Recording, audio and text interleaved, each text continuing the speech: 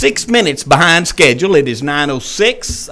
Let's go ahead and call this meeting to order. Everybody up here ready to go on the left wing? How about the right wing? Okay, let's get this show started.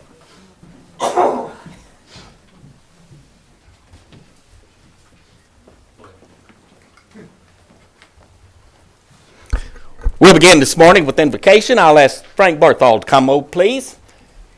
He preaches at the Church of Christ out on North Chadbourne. Welcome. If you would, start us with prayer, sir. Sure.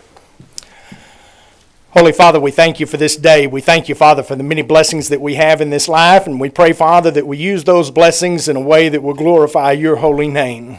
Father, we give you praise and honor and glory for this wonderful country that we live in. We thank you, Father, for the freedoms that we enjoy, and we pray, Father, that you will be with those who are defending that freedom, and we pray, Father, that you will keep them safe from all harm, bring them safely home to their families. Be with their families while they are away and watch over them and keep them safe. Father, we thank you for this community that we live in, and we pray, Father, that you will be with our mayor and our council as they lead us, and we pray, Father, that you will give them the wisdom that is necessary that they might be able to make the decisions that will help us to live in peace and harmony with one another. Father, we pray that we might be able to grow in our understanding of you, our knowledge, and we pray, Father, that we will use it in every way that we possibly can to reach out and serve those who are less fortunate than ourselves. Father, we especially thank you for your Son, Jesus Christ, for this great Christian nation that we live in, and we pray, Father, that we will keep it as a nation that serves you. It's in Jesus' name we humbly beg this prayer. Amen. Amen. Thank you, Frank.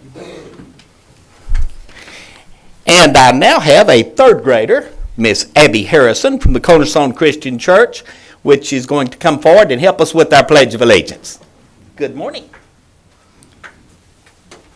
All right, you ready to go? Okay, get us started. I pledge allegiance to the flag of the United States of America and to the republic for which it stands, one nation, under God, indivisible, with liberty and justice for all. Our Texas flag. Honor the Texas flag. I pledge allegiance to thee, Texas, one state, under God, one and indivisible. Good job. Thank you so much.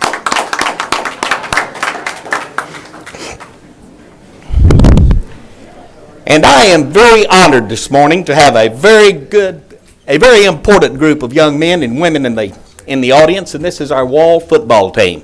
Wall will be playing in the Dallas Stadium Thursday, and they're playing for the state championship. And it'll be nice to have a local team that wins in Texas Stadium, so I'm just glad to have you guys here. And I asked the principal yesterday if I could have a couple of ball players or cheerleaders so that we could recognize them. They are taking finals at Wall today because they've had to kick the schedule up today so they can let these kids go on Thursday. So he said, I'll give them to you, but you got to get them in and get them out. So the council has allowed me to bring the team up first. And what I would like to do is just have you guys come up here and the cheerleaders walk up here, say your name, what your position is, and we'll line up over here and we'll get through. We're going to take a picture with you. Just want to tell you how very, very proud we are of y'all and what you have done for our community. And I really do appreciate you. I wanted to honor you, and I wanted to recognize you, and I wanted to brag on you. So, someone start, just form a line, come right up here, state your name, your position. Coach?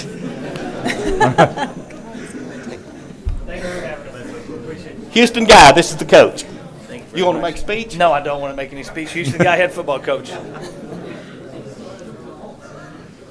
Kylie Dacey, varsity cheerleader.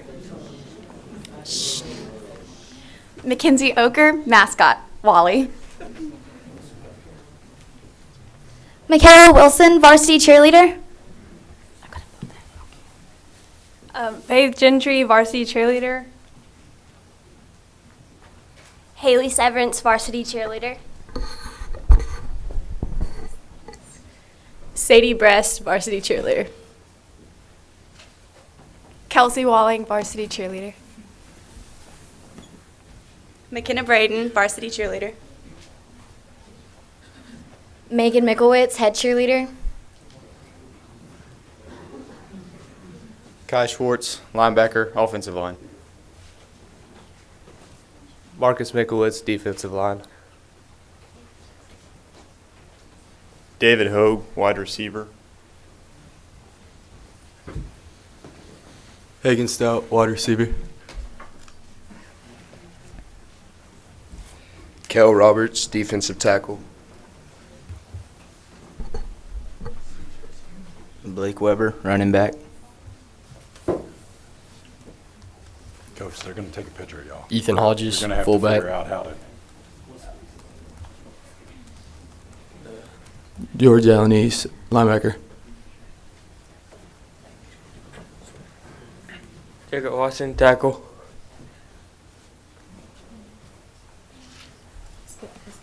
Luke Dacey, quarterback.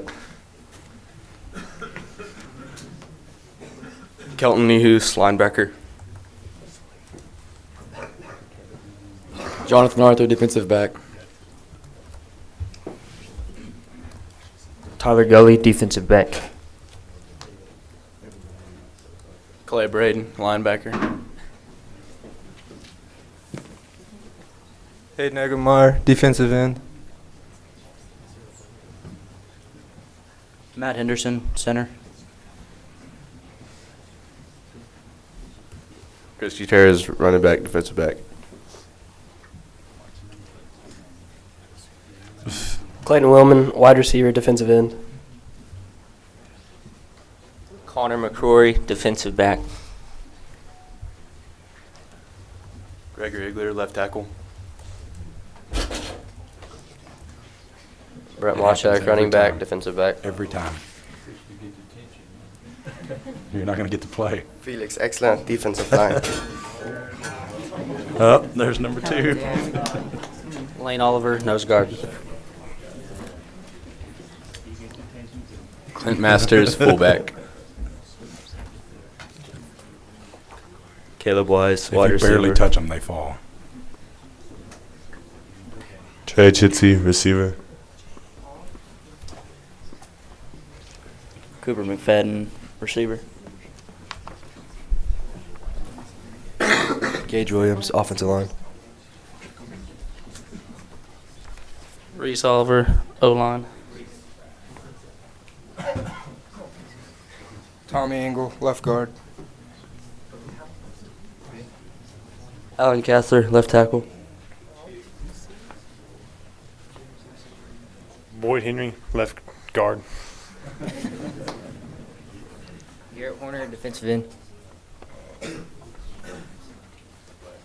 Dominic Kamenis, nose guard. Joe Reyes, defensive back. Tucker Cavanis, linebacker. Jeremy Aguirre, defensive line. Chad Kilmer, right tackle. Jacob Reed, right guard. Corbett Killamar, middle linebacker. Josh Ellington, wide receiver. Mason Hauser, kicker.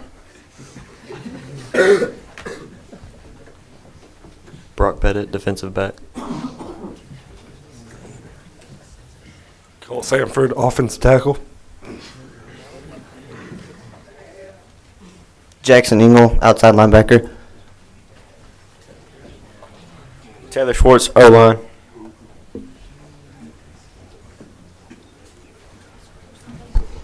Let's recognize these ball players. This is a wonderful group of kids.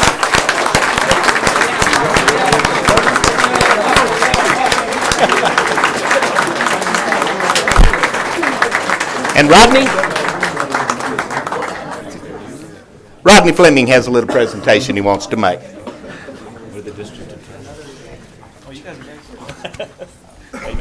I've never been so proud of a football team. This is my kids go to this school, and this school has more team spirit than any school I've ever seen. And it is a team effort with the football players, the cheerleaders, the band, and the parents. I was just talking to a parent out there, and if it weren't for the parents putting these boys in the YMCA football early on and teaching them, we probably never would be to this point. The city of San Angelo wants to declare that Thursday, December the 19th, is going to be Wall Hawk Day. We want everybody from the city of San Angelo to go and support this team because it's been years and years since any team has ever gone to this level. This is the first time the Wall Hawks have ever gone this far, and we want to cheer them on and bring home the championship.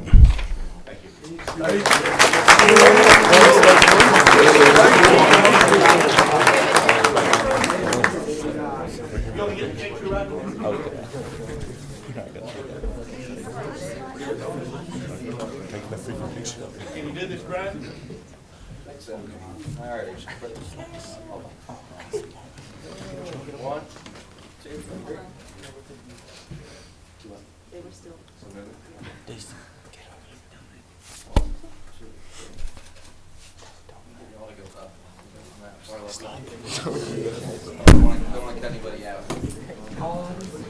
Oh, yeah. No,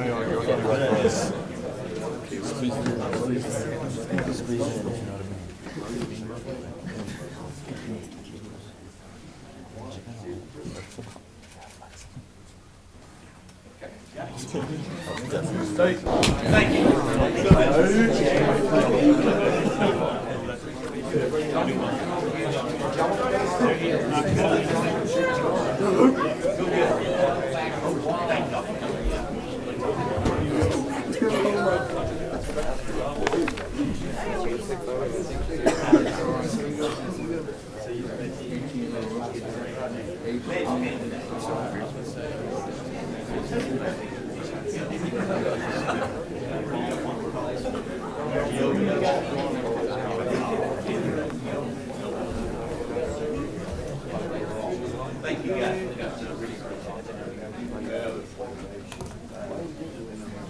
I know you're all happy to get back.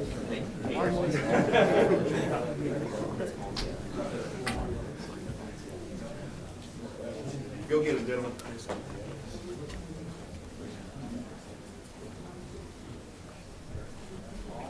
Thank y'all.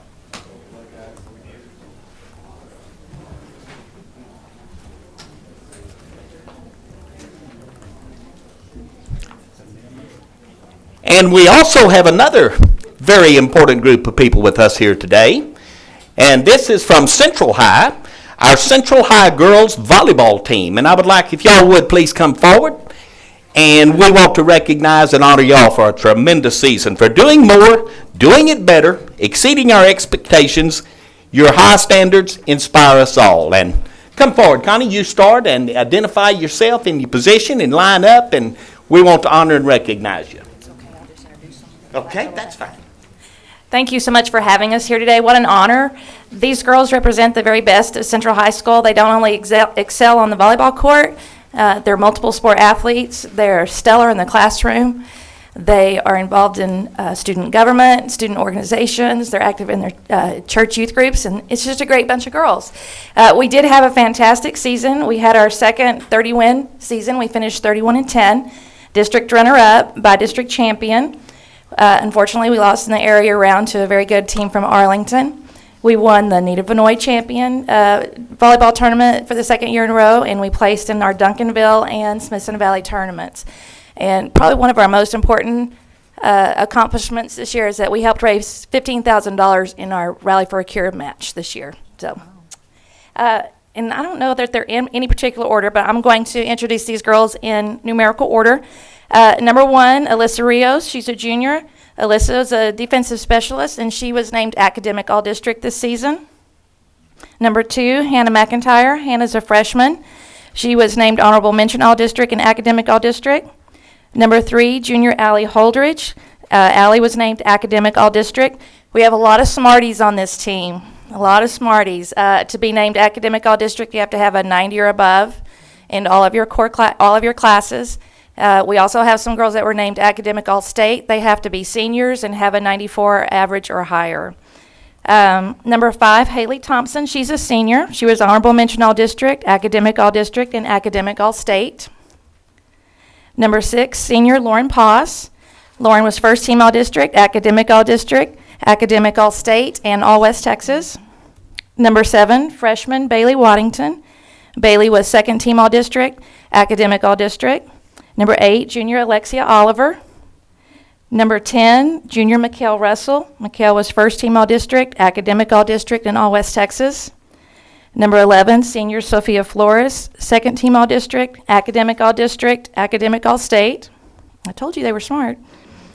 Number 13, junior Allie Standard. She's back there in the back. She's hard to see. Second team All-District. Number 14, senior Jordan Cole. Jordan was named the District 2-5A Outstanding Hitter. She was the All-West Texas MVP. She's been named the Texas Girls Coaches Association All-State, and she's also an All-Star alternate this year. And number 16, junior Amanda Torres. Amanda was honorable mention All-District, academic All-District, and our most valuable assistant coach is David Millsap. Thank you so much for having us here.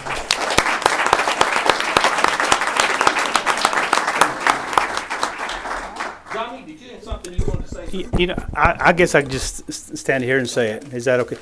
Coach Bozarth, congratulations to you and the girls. As a former Central High School graduate, I'm very proud to have gone there and been a part. You know, I feel like, you know, I'm there again. But again, congratulations to all of you. But there's a gentleman in the audience that is near and dear to my heart. And, you know, and I've known him since probably '03 when I first served on the school board. And I made some notes because my heart was talking to me this morning. I wanted to make sure I hit everything, but you know, I believe that this man is he has a passion for the youth and education. He's willing to go the extra mile. He's always been there for me. I know that much, and he's got a heart as big as his 300-yard tee shot on the golf course. You know, and. You know, without mentioning it, but Mr. Russell, Mickey Russell, would you please stand up? And I would want him to be up in the picture also, if that's okay. That's my friend. Come on up, Mickey. Come on up, Mickey. Come on.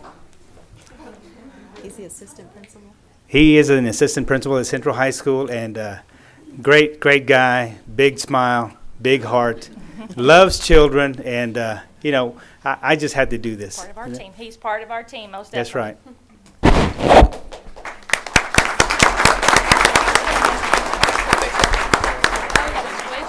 We should know this by now.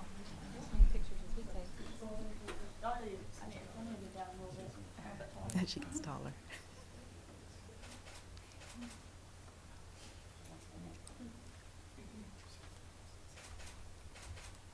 Thank you. Thank you.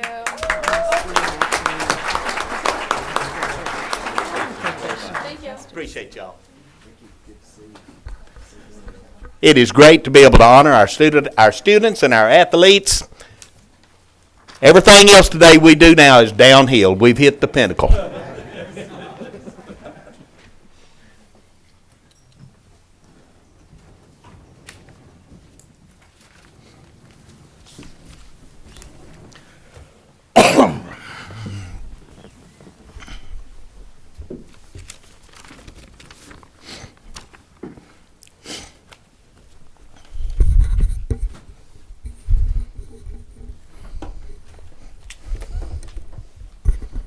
We have now reached the part of our meeting where we call for and allow public comment.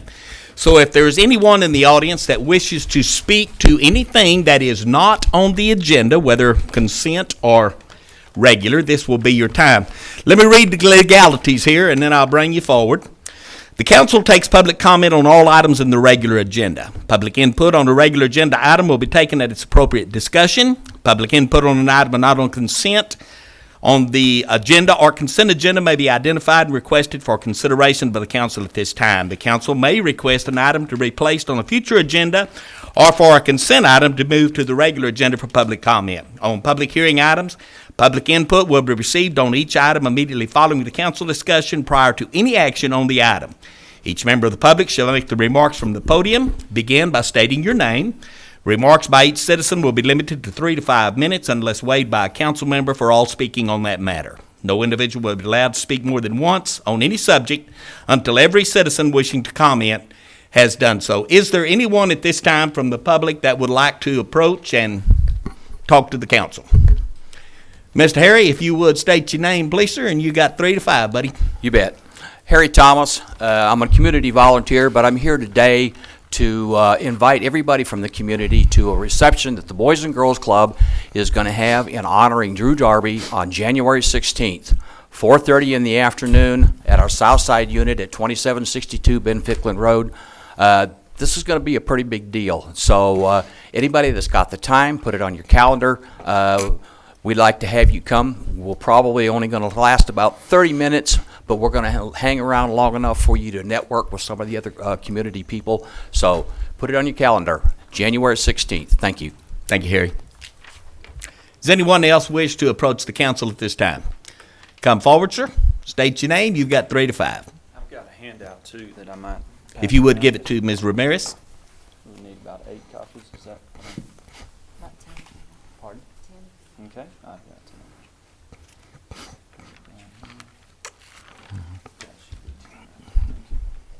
10. Good morning. My name is Stan Metter, and I appreciate the opportunity to talk to you. I just wanted to bring up a concern of mine as a citizen of San Angelo regarding night lighting, night skies, preservation of night skies, and light pollution. Much attention on preserving natural resources, not the least of which around here is focused on water, and rightfully so. However, I'd like to address the council regarding another natural resource that rarely gets second thought, and that's our night sky and the increasing light pollution that diminishes the grandeur of a beautiful dark West Texas sky. Let me first say that I'm not here because I'm against lighting. I understand the need for safety and security at night. The good news is they're not mutually exclusive. As you'll see in the handout that I've given on the top page, front and back, it points out that there are essentially 3 main types of light pollution: glare, light trespass, and sky glow. The second point is really what got me to take action in coming here today. About 3 months ago, a quiet, large, and bright light went up across from my home that's quite disturbing. Before I knew it, three more joined that one. They're much higher in the sky than regular street lights, and each pole has 12 floodlights on them all the way around. This is when you come into San Angelo from the south or from the east after dark, you can see these lights from 15 or 20 miles away. I understand the intent of why those lights went up. They're lighting up a oil and gas field services yard. But ironically, because of the poor selection of the fixtures used and the manner in which they were installed, much of the light is not illuminating the intended area, and a tremendous amount of light and energy is being wasted by lighting up the sky and my living room and bedroom. Often when trying to correct ineffective and inefficient lighting, night lighting, an existing light fixture can be modified by simply adding a shield or tilting it downward, and the problem is resolved. New fixtures aren't always necessary. Sometimes simply switching the light on or off or having a timer on is the solution. And once resolved, the impact is immediate. So this doesn't have to do with difficult things like climate change and whatnot, that the impacts take a long time to make a correction. This, you fix it and it's done, and you have an immediate impact. I had a demonstration, and it's terribly effective, but it's, I think, a little bit disruptive for the presentation today. So if there's another interest in another time, it's a simple little mini flashlight and a cap, a cover, but I'll save that for another day. I'll continue on just a couple of more thoughts. It's worth mentioning that this is a matter important enough from at least a safety standpoint alone, in that 1999, the 76th Texas Legislature enacted a law, Chapter 425 in the Texas Health and Safety Code, which requires any new or replacement light fixtures to be properly shielded, effectively making them a safe and night sky friendly fixture for all funded outdoor lighting fixtures, and that includes all TxDOT lighting. So anything along the highways, streets, rest areas, or otherwise must fit the definition of proper night lights. Today, Council, you'll be spending time thinking and talking about how San Angelo grows and our path forward. And I would argue that lighting and the impacts of lighting also be considered as a part of that process. In addition to the documents that I've provided here today, there are many more resources available. I'd be happy to facilitate the council and staff in becoming better aware of and educated on the issues related to effective and efficient night lighting for this community. When driving around after dark around town, I did this last night myself, take notice of the glare. And these are simple concepts that if you just take 2 seconds to look at this, you'll know what we're talking about. But take a notice of the glare that you notice when you can see the actual bulb shining that light and how obtrusive it is. And then notice how much more pleasing it is to look at a building or in an area that has soft shielded lights. Lighting around here, living around here, looking up at the night sky and seeing the Milky Way is something we take for granted. Doing that, however, is something that most people who live within 180 miles to our east, the I-35 corridor, all the way to the Atlantic Ocean, can't do anymore. It's a piece of our heritage that we're slowly losing and something worth protecting by putting a little effort into. We sing a song about the bright stars deep in the heart of Texas, and folks, that's where we call home. And it's our obligation to pass that on to our children and theirs. So appreciate you taking time to consider this, and like I said, I'd be happy to provide any other further information as may be warranted. Thank you for your time and service. Thank you, Mr. Matter. Yes, sir. Daniel, is there code violations? Are there rules that have to be met for this? Maybe we need to look into this. We'll take a look at it. I know that as far as our ordinances, and Lisa, correct me if I'm wrong here. As far as the ordinances, we do have established as far as lighting inside the city limits. Right. We could amend our ordinances to have a specific light nuisance abatement ordinance, but we do have some zoning requirements regarding emanating lighting in residential areas. So we would, if anything, we'd have to take a look at the amending that if they want to go any further than that. So, do we need to get him with James? No. Sure. I mean, we can meet with him and. We'll get with James Flores, who is our code enforcement director. One thing Planning. Get the planning department. And James and planning and I have looked into this. You're correct, Mr. Valenzuela, and we just need direction to proceed further. Okay. It doesn't have any teeth in the ordinance, does it? I mean, because I think you're probably talked about my situation in my district with the person that's out at the lake. Yes, absolutely, and we can't stop that person right now, right? Under the current regulations, we're not able to remedy that situation. That's what I've been told. We need to look at getting a light ordinance, because this is. I haven't seen your situation, but I have seen the situation out at the lake, and if I was next door to the person out at the lake, I'd be furious, because it probably looks like that second picture. It looks just like that. You cannot sleep. Yeah. And this person was asked to, the neighbors even asked them if they could pay for putting shades over the lights, and they said no. So I think we're going to have to go to the next step where we're going to have to implement. I'm involved in a hill country group that is looking at this, and I know a lot of folks that work on ordinances. They're doing them. As this second document points out, there are Dripping Springs, Bernie, Blanco, Helotes have all passed outdoor lighting ordinances recently. We've got sample ordinances that there are are wonderful resources on. There's a website dedicated to this. Yes. So there's a lot of stuff out there. It's not recreating the wheel at all. It's just finding something or tweaking it to suit our situation in San Angelo. And I think. Where do you live at?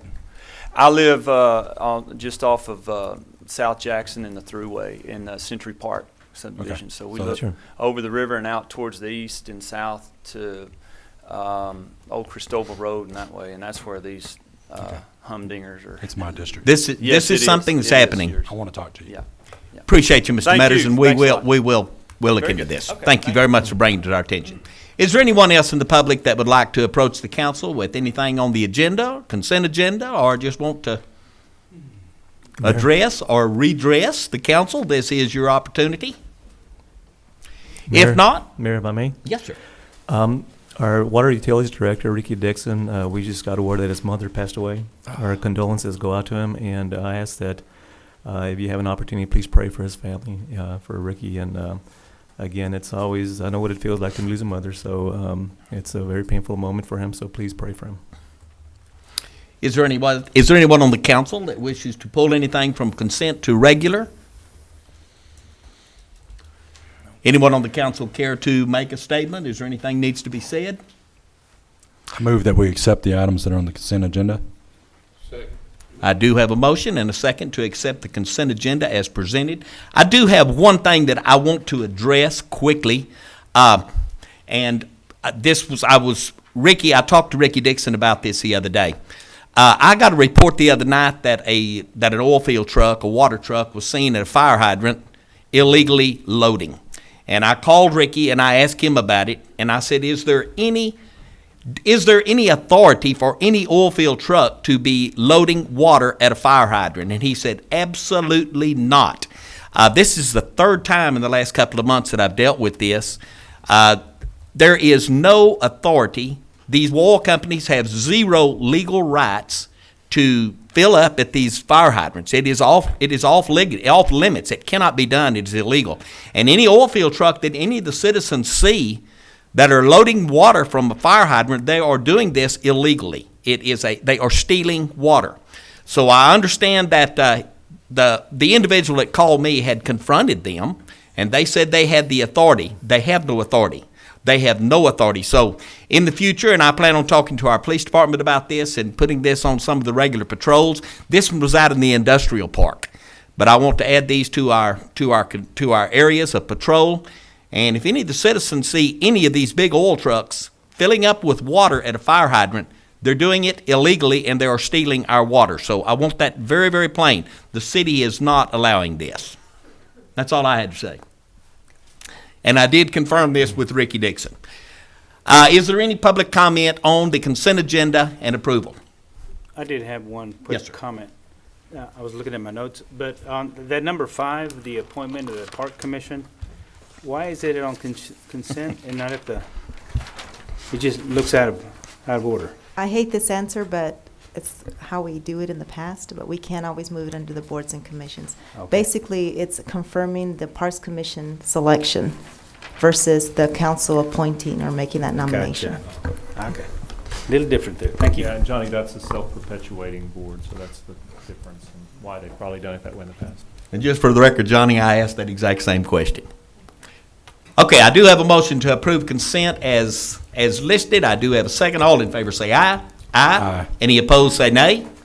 So we'll put a 6-0 on the consent agenda. This has passed.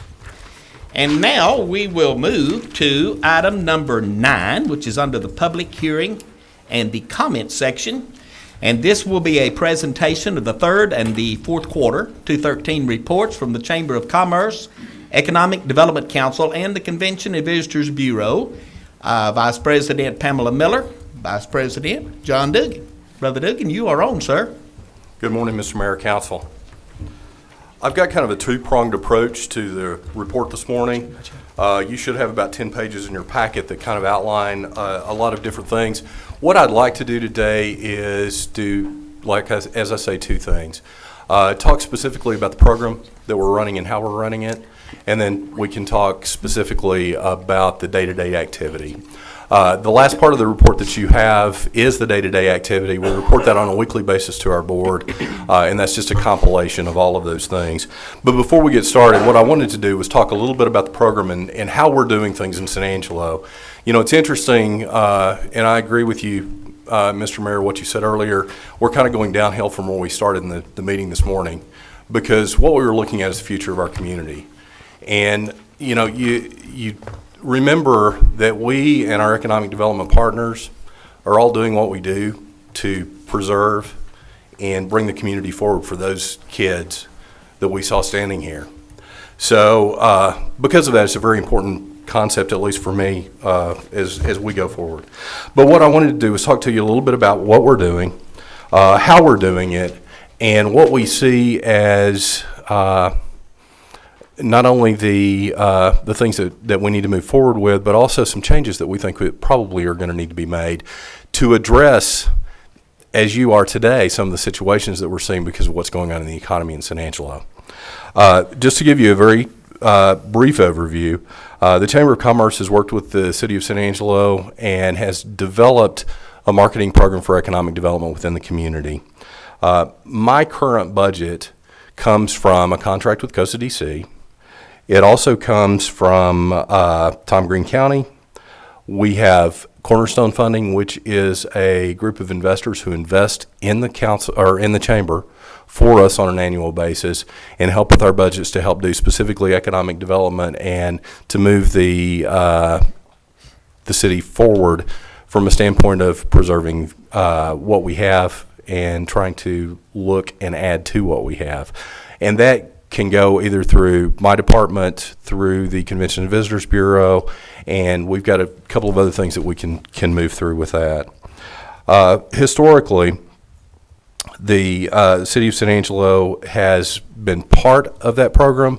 All of that has been moved over, and I think there was some question on the dollars and the budgeting at past council meetings. All of the contract funding has moved from the city itself to Costa DC, and that's what funds the program. From our standpoint on our duties, we develop all the marketing materials for the community. We do direct mail outs. We represent at national trade shows. We work public relations. We do web-based marketing. We have a lot of personal contacts that we have all around the country as well as within the state. And we also, and this is a piece that a lot of people don't realize, is we do a lot of research, we store a lot of the demographics, and we answer a lot of questions from not only our companies who are trying to do reporting to their corporate offices, but also to anyone who's looking at the community. We try to keep all the information on the community through my department and move forward with that. We have a lot of partners in San Angelo, and as you know, we have moved forward in the last couple of years with the Business Resource Center. And in that resource center, we have offices for the City of San Angelo. We have offices for us, for workforce, for downtown, for SBDC, and of course, the group upstairs, which is our business incubator, moved into that building as well. We've got everybody working very diligently with that. The other piece that we have with that that goes very directly with workforce is the educational piece. We work very closely with ASU and Howard College to try to support those efforts as well. We're always looking for additional pieces that we can get to, including grants, including some creative financing, those types of things as well, and try to move forward. The community put together a strategic plan in 2012. It was adopted by the council, and especially you new council members, if you haven't had the opportunity to really go through that strategic plan, I think you will find that it pinpoints a lot of the things that we as a community need to be moving forward with. We have some very high goals within that. There is no dust on that particular report. We work on that on a daily basis. We are not only working on the marketing piece to try to get companies into the community and working at those target industries, which are listed in the report that you have in front of you, but we also are working with the governmental entities. We are supporting Goodfellow through our efforts and doing all of those things. One of the ways that we do that is of course through the representation in some of the memberships that we have. We work very diligently with the city to make sure that Ports to Plains is moving in the right direction. I know that there have been some discussions about some of our other memberships with Texas Midwest Community Network and also with High Ground of Texas. What I want to remind the council of, as I remind the Costa DC board, those memberships are the city's memberships. Those are not my memberships. I simply represent the city in those efforts and will be more than happy to continue to do that. But it would be very preferable for not only me, but also whoever walks into and becomes the person in charge of economic development for the city to be part of that as well. Historically, there's never been a lot of involvement from the city staff, and we would like to see more of that. I think it could be very beneficial to the community as we move forward. One of the other things that we work through as the chamber, of course, is the military affairs piece. Cornerstone that I'd mentioned earlier supports a lot of that. It pays for an annual trip that gets us to Washington. We continue to work with Goodfellow, and it's just kind of an added value with the chamber contract in the city and the partnerships that are going forward. We also are very diligently working to be a resource for local businesses. And right now, we think it's extremely important that we not only look outside the community, but we also are very diligently and directly involved with the local businesses within the community. This is probably one of the first things that from a discussion of our contract that's going to be a little bit different this year. We've really never been, we've been more involved in the marketing outside the community. We have always worked with local businesses because that's what the chamber does, but that really has not been our direct line. And what we would like to do is look at that a little more internally, and I think that needs to be part of those discussions as we move forward with the new contracts. We have been working with the Coastal DC Board to move forward with that. What you'll see in the later report is I'm working with a lot of local businesses right now. We are seeing everything from expansions to reorganizations to other opportunities that we feel are going to be viable for a lot of our businesses. We must, as a community, maintain the diversity that we have. We've got some wonderful opportunities as well as challenges right now with the oil field. And we can use those to leverage opportunities for our local businesses to become suppliers, to expand, but it is imperative that we continue to diversify our community. If we don't, in a few years, as we all know as West Texans, this thing will bust, and then we are going to be so energy-centric that it is going to have a huge impact on those kids that were standing up here earlier, and I don't want to see that happening. So we've got to move forward with that. I was in banking when everything busted back in the late 80s and was living in Abilene, Texas. We were so energy dependent that it almost destroyed our whole community. And that's what Texas learned at that time because it was so bad, is we need to continue to diversify, and we still want to continue to do that. So what I would ask from your standpoint is the input that we need on how we need to move forward as a community. You are addressing that in so many ways with the ordinances, with the light being brought into you today. We're going to continue to see those things as we move forward, and we're going to continue to see those challenges. And please be supportive of that and move forward with those things. The other thing is, I know Mr. Schneeman stood before you a couple of meetings ago, talked to you about our contract. If anyone wants to be involved in those discussions, we would love to have that input. We're here serving at your pleasure, and I want to make sure that what we're doing in our programs are in line with what the council wants. We feel like we're having good communication with the board at this point. We just want to make sure everybody's on the same page as we move forward, because there's a lot going on, and there's going to continue to be a lot going on over the next few years. That being said, if you'll look at the weekly activity, just to kind of give you an idea over the last few months and what we've been doing, we have met with 21 commercial developers. We've met with 11 energy companies. We've worked with 5 companies considering a move to San Angelo. And most importantly, to me, because it really does emphasize the change that we're seeing, is 14 meetings with local businesses. Those businesses, we've got some that are looking at the opportunities and moving forward with them, some that are having real difficulties right now. They're having difficulties with workforce, they're having difficulties with pricing, all of those things. We need to be working with those companies. What we would like to see is possibly Coastal DC looking at some changes, and that's one of the conversations we're having with that board, looking at some changes that will maybe lower some thresholds for our local companies to help them with some type of incentive program. Are there other programs that we can look at that will help them? Are there educational programs that we can help through that half-cent sales tax funding to support some of the things that are going on? When I was in Abilene, we put together a program that supported a welding program for the area because we had a lot of steel going on and we had a huge shortage. Those are the things that we can be creative and look toward. But I think there will be some opportunities there.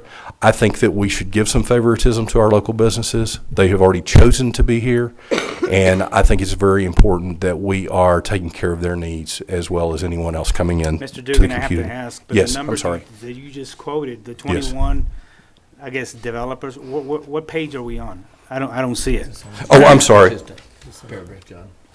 If you go to the weekly activity, Johnny, and I'm sorry, I didn't number these. And if you could go into, I mean, what's become of those meetings? You're seeing it all over town. We're talking about, look at the number of new hotels that are moving in. Look at the new commercial space that people are looking at. Look at the new building that's going on.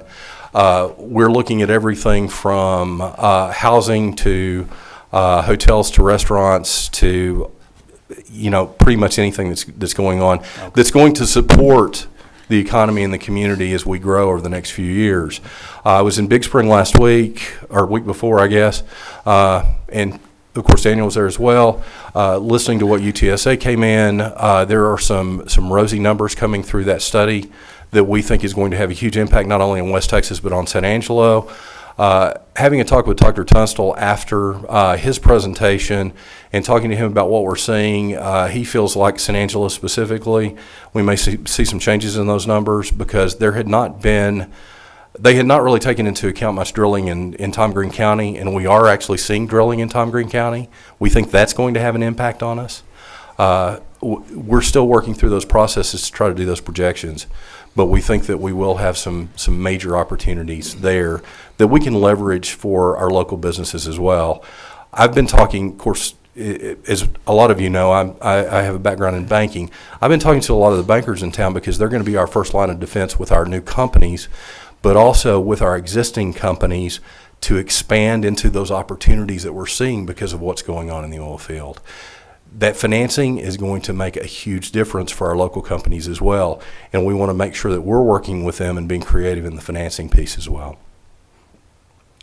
Excuse me. Yes. Mr. Mayor, I guess the question I was leading to is the 21 developers, 11 energy, 5 companies, considering moving to San Angelo. What do we do to get them past the consider and get them here? What are we doing? What can we do? We're developing relationships with a lot of them. And just to give you an example, one of the last things there, we've got, of course, Case Hole Solutions, who has bought 20 acres in the business park. The first ground we sold in that business park in a number of years.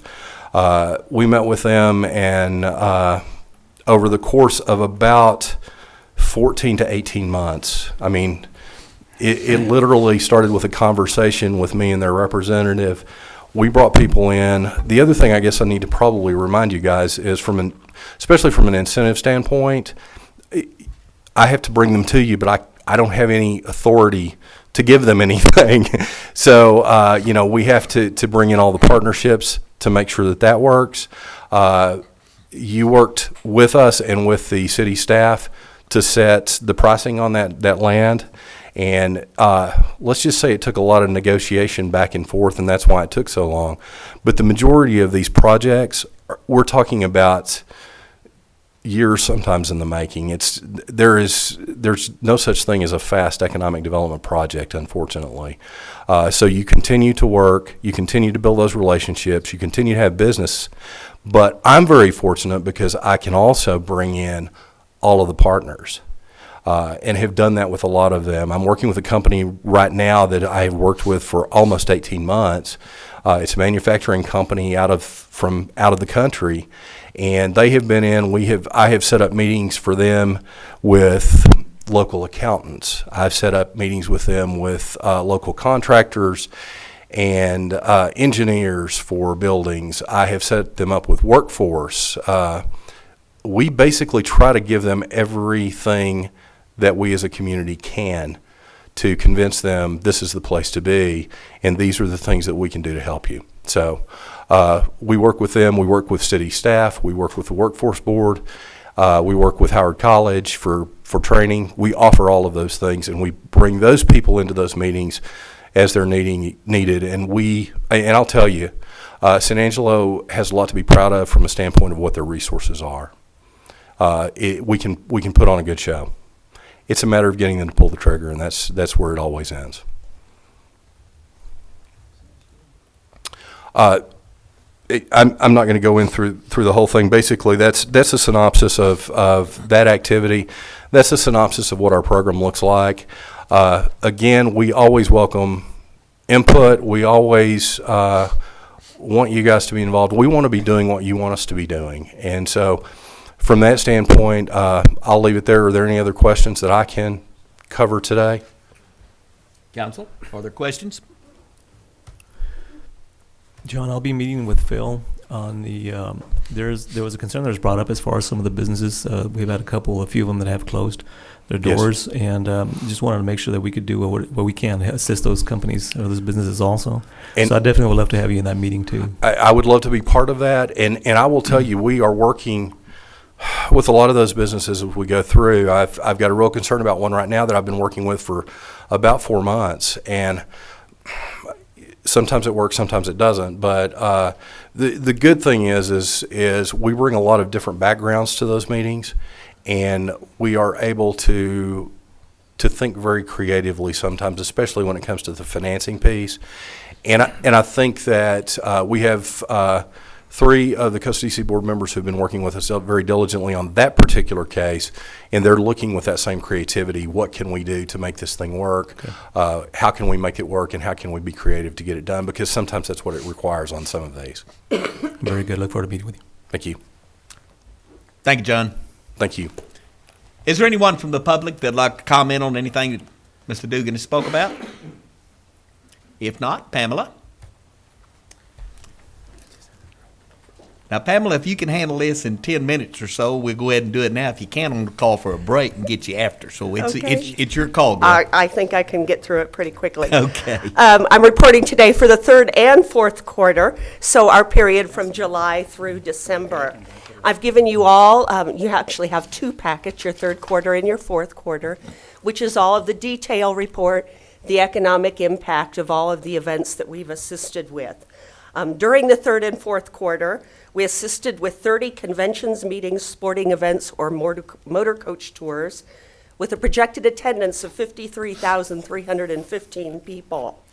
Room nights, 5,324. And I'm pleased to say that at the end of the year, we have been at an average stay of 3.5 days, up last year from 2.5 days, so we've stayed there. I'd like to just highlight a couple of things for you. First of all, our occupancy report. The most recent one I have received is as of the end of October. Our year-to-date occupancy is up 2.4%. Our average daily rate is up 30.1%. Going back to July, one of the items I wanted to highlight was our West Texas Little League tournament. We hosted that the first year. That was huge for us, 38 teams, 500 players plus their families. We used all the hotels we could get in town and ASU for all of the referees, the umpires, and even 3 teams that we couldn't find hotel rooms for. Also, the teachers of young children came in July. There were 700 people in that group, and I'm pleased to say they gave us a 2-year commitment, so they're going to be back again next year. They loved us here. Christmas at Fort Concho. On Monday, before we sent the fourth quarter report over to you, we had to go pull some numbers again. I talked with Bob Bluthart. That was right after Christmas at Fort Concho. We reduced our visitation down to 2,500 and did a projection on the out of town. So what you have is after we reduced it. I did talk to Bob yesterday afternoon, and I think from his numbers, we're right on with the attendance. I am going to need to adjust that out of town attendance just a little. We're at about 20% of that was from out of town. Pamela, can I ask you something? Real Yes. The numbers you just gave, how many of those booked rooms? How many, whether it's Little League or anybody coming, how many of those numbers actually called in, reserved, booked? On your detail report, you have a column that says room nights, and those would be what we have that's provable rooms. And as we have to always say provable, because a lot of the hotels do not give us a report. I send a report every Monday.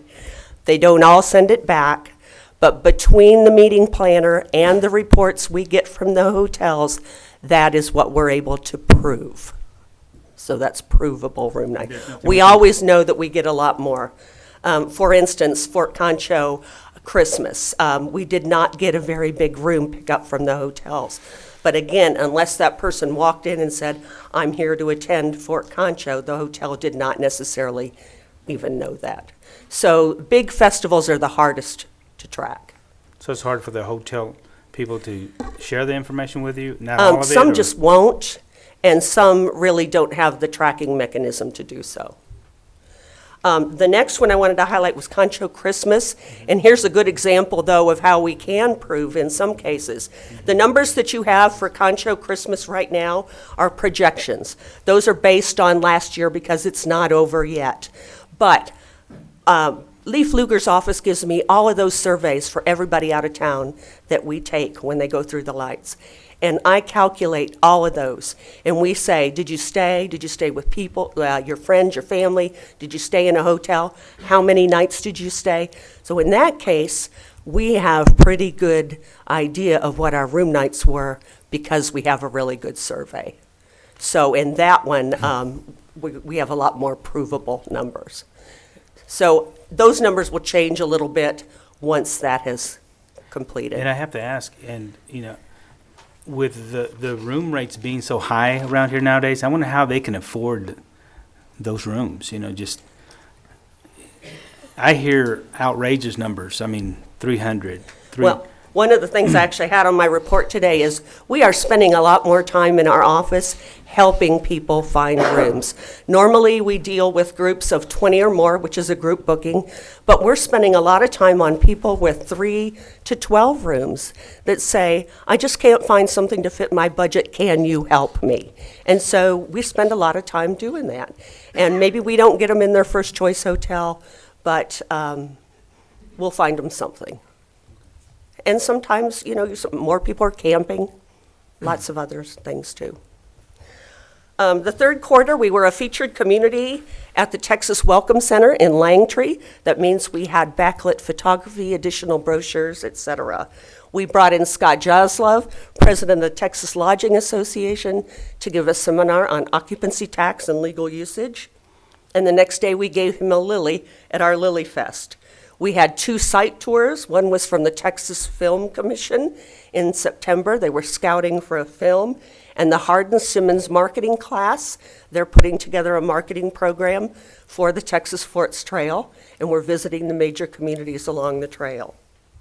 We were on the organizing committee for both Lily Fest and Riverfest and Color Run. Color Run was our first race with Race Texas. We had approximately 2,300 people with the on-site registration, and about 22% of them were from out of town. This one is a perfect example of a piece of business that happens much quicker than they ever do. This is somebody with Race Texas we had met at NASC, and even the same year, they have booked an event. So like John was saying, it's usually something that takes years, but this one was a quick one. The fourth quarter, we had a site inspection for a new half marathon race at Lake Nasworthy that looks like it's going to happen in the spring of 2014. Trade shows and events that we attended in September as part of a co-op with Team Texas. We participated in Consumer Show AARP and also the Albuquerque Balloon Festival. In October, we attended the Texas Municipal League, the Teams Sporting Conference, and along with the trade show part of Teams, we also had 40 appointments with planners of sport events. Texas Country Reporter Festival, because we are a top Texas town, we were invited. There were 54,000 people there, and I think we got to talk to 50,000 of them. It was just talking about San Angelo all day long, very crowded. We, in November, went to a new Religious Conference Management Association trade show called Emerge, and Meeting Planner International, which was held in San Antonio. We had 2 hotel groundbreakings, one in August at the Baymont Inn, and in November, the Residence Inn. We have just scheduled one for January 6th for the Courtyard by Marriott. If all the hotels that we are currently working with go to and through permitting as anticipated, there will be 10 starting sometime in the first quarter, counting everything that'll be going. Our advertising included Ride Texas, Midwest Living, AAA Southern Traveler, Convention South, Sports Destination Management, Texas Highways, Texas Monthly, Texas Events Calendar, Tour Texas, and we now have a featured video on Tour Texas, the TMCN Visitor Guide, Travel Host, and billboards were up in Abilene, Brady, Midland, Odessa, Lubbock, and Llano County, Thanksgiving through the end of December, advertising holiday, Facebook, Google search, and also Texas Country Reporter here on Channel 12. Can I answer any questions for any of you? Council? Any questions for Pamela?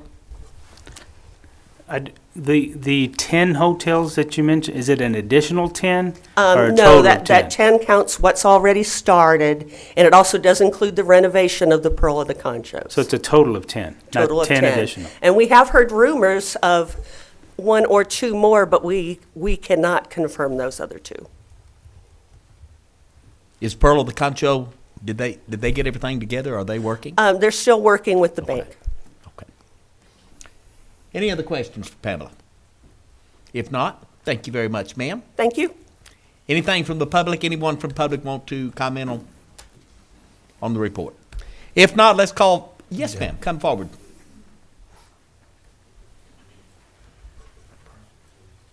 State your name, and you've got 3 to 5, ma'am. Okay, my name is Sally Ayana, and just with what was stated, I wanted to ask the question if there were any full-service hotels in the plans for the future also. That's all I wanted to ask. Pamela?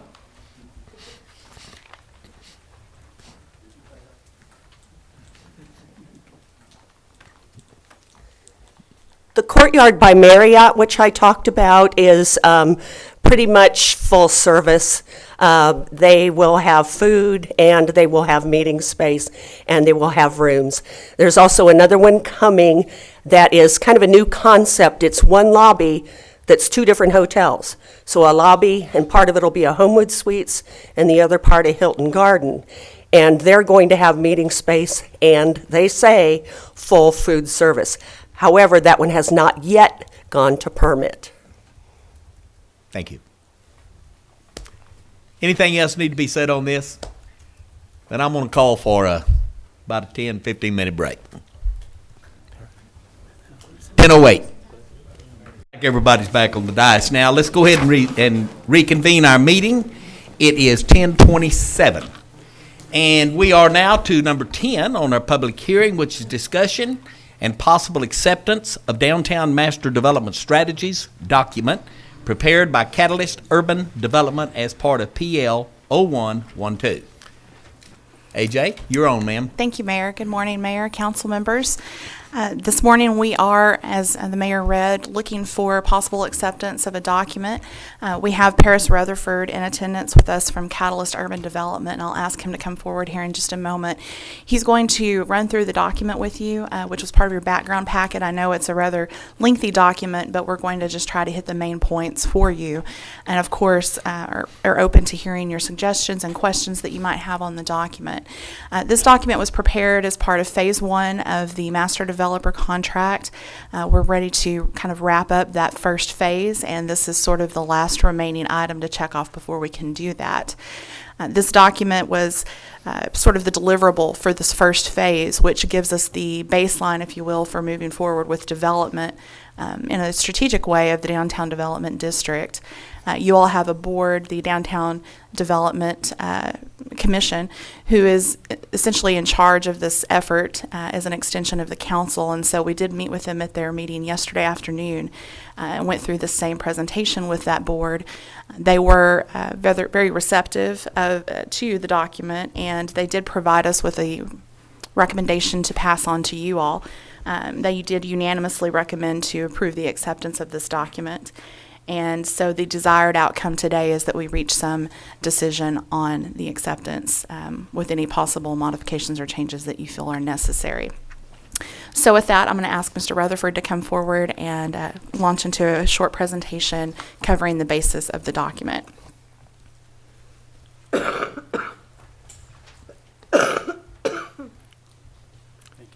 Welcome, sir. Thank you. I will add that I am committed to having us out of here by noon. I am so too. Take that for what it's worth. I am too. And appreciate it. Paris Rutherford, Principal, Catalyst Urban Development.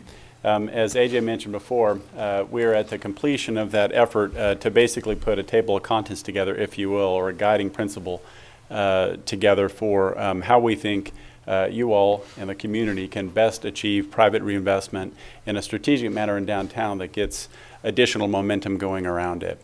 That's not to usurp or replace traditional market forces that would happen, it's to improve on that. So I'm not actually going to run through that whole document. You've seen that presentation before. What I'd like to do is hit some high points, 2 times. I'd like to hit some high points there and then give you some updates as to what to expect moving forward and the timeline related to that. There were a series of tasks that we went through. We've completed those tasks, but essentially that was to prepare, as I mentioned before, the strategy that your economic development partners and other individuals can use in moving things forward. So we have done that, and that's a document that you have before you.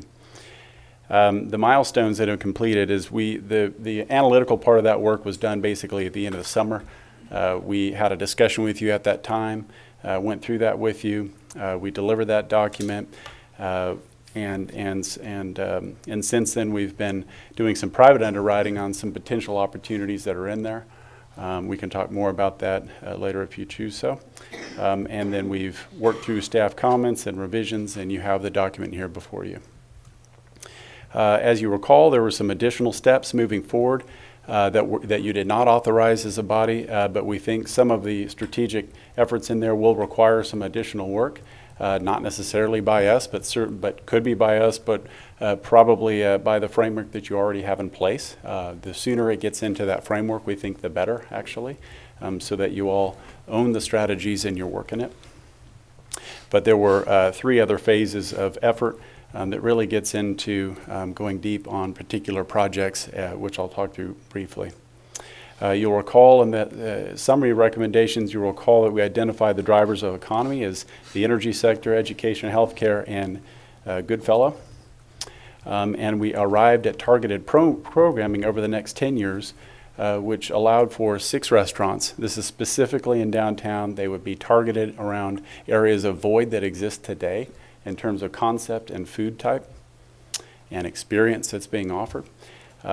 We saw demand specifically for downtown for around 600 housing units to bring a nighttime population into downtown, and about 400,000 square feet of various scales of employment uses, from small business up to light industrial. We think all that is very doable by following the right path. You'll recall we had a bunch of analyses that looked at the footprint of downtown, looked at infrastructure, ownership, land assembly, other real estate issues that affect development and investment, and arrived at a series of opportunity sites therein. So the 3 opportunities that we landed on after looking at the market and the land uses was not necessarily a potpourri of all the available land uses that we think could happen over the next 10 years, but it was to look specifically at those efforts that would get momentum happening, additional momentum in downtown. So the first of that was a restaurant infill, primarily on the couple blocks around Chadburn, generally from Harris down to the river in that zone. Again, those 6 restaurants over the next 10 years are focused in there. There are specific efforts moving forward which to identify supply in terms of existing properties, whether for sale or for lease, that could be leveraged. And where these new restaurants could locate. There needs to be an inventory of that's done so that somebody working that has something that they can take out to market. So from an implementation timetable standpoint, we think over the next 6 months to a year, that's the time that you put the void analysis together for the restaurants themselves to determine the type of use.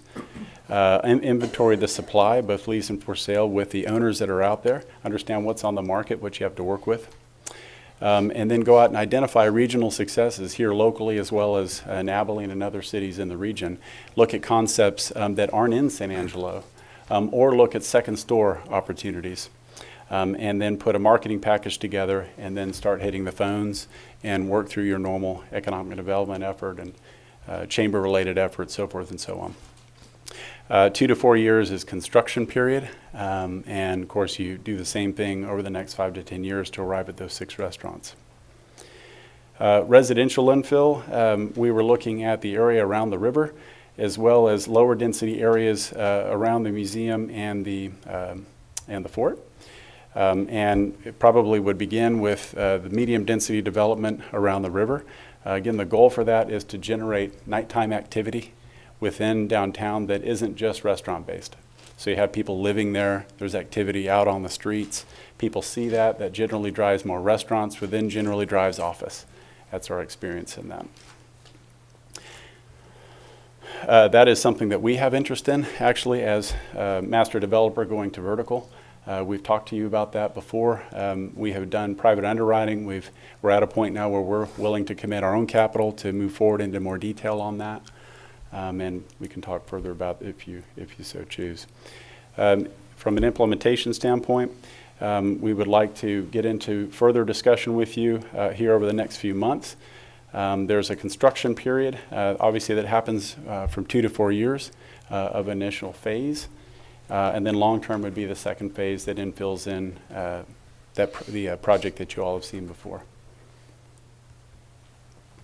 In terms of workplace and employment, we saw various areas in downtown on the northeast and west side of the downtown area where there were zones that were underutilized potentially, where there were some areas of larger footprint of land, where some of the uses that I heard the chamber talking about could be funneled in and channeled in to come into downtown. That area is in need of new construction, realistically. It's a visual thing, as well as just getting additional density of employment in there.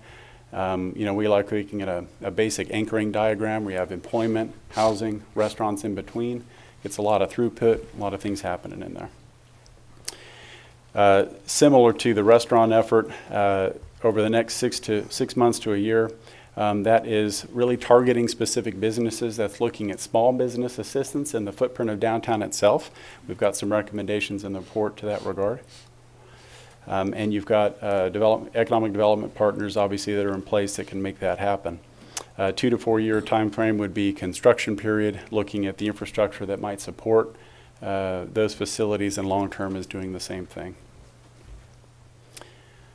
That is the high-level snapshot of where we are, and I'd be happy to take comments and discussion. But I think what's before you is the document, the end result of that effort, and what's before you is an acceptance of that, essentially those concepts. This isn't changing your comprehensive plan. It's basically providing a roadmap that your partners can utilize in advancing forward. So you get the market involved in this and move forward.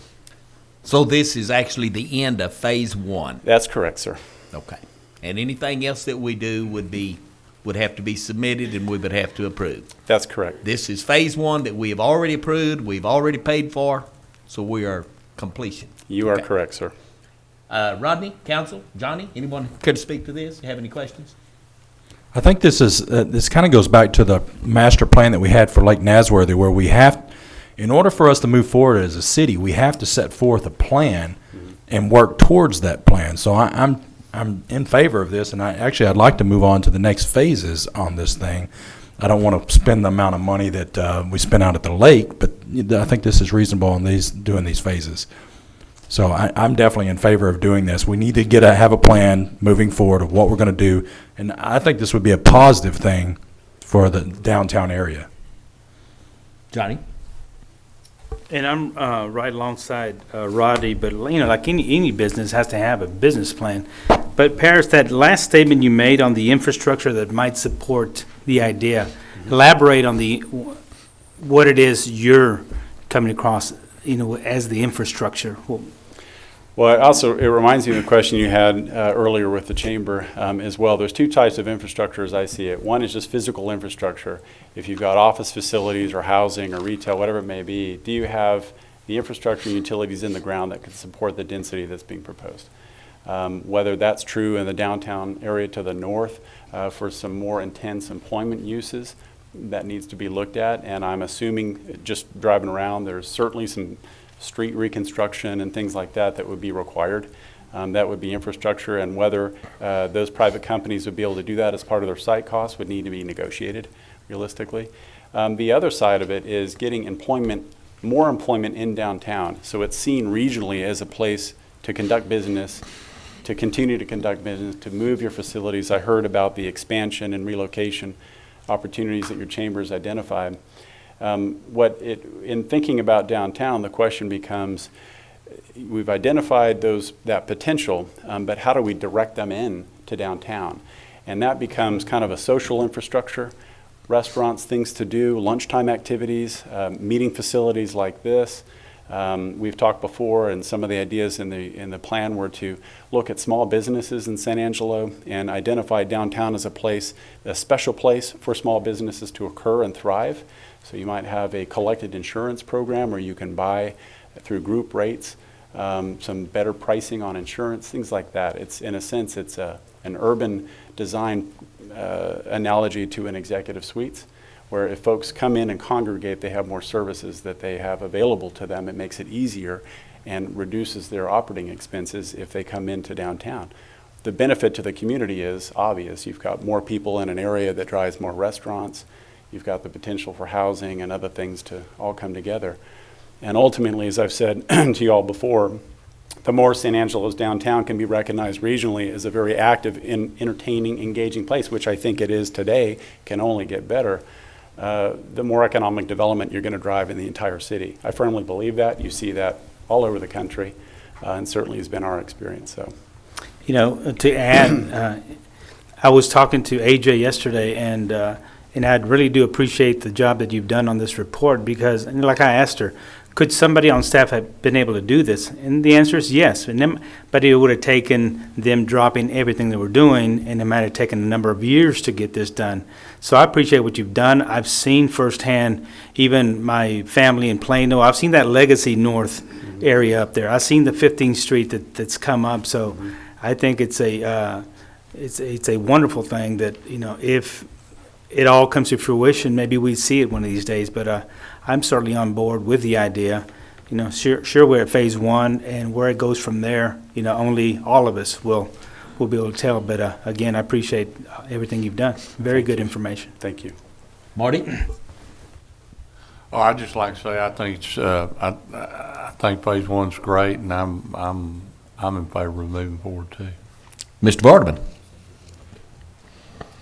Well, I agree. We've paid for phase one. I voted against it. I'm not sure about phase two, but we've got this. We'll pay for it. Let's go. Then we'll look at the next phase. That's it. Mr. Wardlaw? No particular comment. I'm ready to vote. Very well. All right. Somebody want to move that we accept this as presented? I move that we accept this as presented. I'll take your second, Johnny. I'll second that, yeah. Okay, we do have a motion to accept the phase one that we've already paid for. We're not authorizing any more expenditures, but this is accepting the design as it has been presented. It has been seconded. Any further comment from council? Do I have anything from the public? Anyone from the public wish to weigh in on this, pro or con? Mr. Mayor? Yes, sir. I just have to say that even looking at this photo here, I know that, you know, we've got the Concho River flowing right through the middle of our, you know, that is our bloodline right there. I think that's our attraction that a lot of other cities out in West Texas don't have, and I think it's about time that we took advantage. You know, you've seen the little bit we've been able to do on our own as far as ideas, but the bank stabilization and the river trails and, you know, soon to be maybe a miniature state-of-the-art golf course and all, but it takes these guys that have done it and time again to bring ideas to the table. So again, looking at that, man, that's a dream come true if we could ever get there. So just wanted to throw that in. Okay. Mayor, and it does go to Yes, sir. quality of life, of course, as Paris was alluding to a while ago. Quality of life definitely does assist with economic development. Anybody could tell you that. And this is definitely what we're seeing here. So again, I know staff is very, supportive of this project. Well, I also feel that we would be going backwards if we didn't approve something we've already bought and paid for. So we do have a motion. We do have a second. I will call for the vote on this. All in favor say aye. Aye. Any opposed signify by saying nay. Put a 6-0 on that one, please, ma'am. Thank you, sir. All right, I guess we are now moving on to number 11, which is discussion and possible action regarding strategies for obtaining compliance with zoning ordinance for existing parks around San Angelo containing recreational vehicles, manufactured housing, and mobile homes. Ms. Faber. Thank you. Well, as we all know, the subject of RVs and manufactured and mobile homes has been sort of in in front of us for several months now. We've had a lot of different discussions about it, and we currently have the moratorium that was enacted on it. So as staff is moving forward, looking at, number one, trying to bring you something back to address your concerns, which led to that moratorium, we're also looking at the existing parks that we have around the city. And so what we're bringing to you today is more of an FYI. We want you to understand the issues that we're dealing with. We have had several conversations amongst staff. We've met with our city attorney's office. We've met with our city manager's office. We've talked about this with the different housing committee representatives. And as we move forward with trying to come up with a solution for future placement, we also would be remiss if we didn't look at how we work enforcement and manage the existing parks that we have around the city. So this is just kind of a brief summary of what was in your background report, and we'll certainly be happy to entertain any questions that you might have. I'll try to move through this rather quickly. Staff, of course, and looking at the sort of new direction to really focus on this issue. Obviously, enforcement's one of the things that many people have brought up. How are we enforcing existing park standards to make sure that they're held to a standard which is consistent with our community standards? So our current regulations outlined in the zoning ordinance do provide us with some guidance. What's important to understand is that that guidance in the zoning ordinance doesn't necessarily at this time apply to all of the existing parks in the city, and we'll explain why. The current regulations, of course, allow RVs within very limited areas. One of those areas is the use category campground RV parks. We've had a lot of discussion about that, so I won't belabor the point, but that is one area in which those are allowed. We also have a specific zoning district for manufactured housing. It's called our MHP, Manufactured Housing Park Zoning District. Little known fact about that particular district is it does allow some RVs with limitations. In the zoning ordinance, it outlines that up to 30% of the total units in that park, regardless of number, are allowed to be RVs, but no more than that 30%.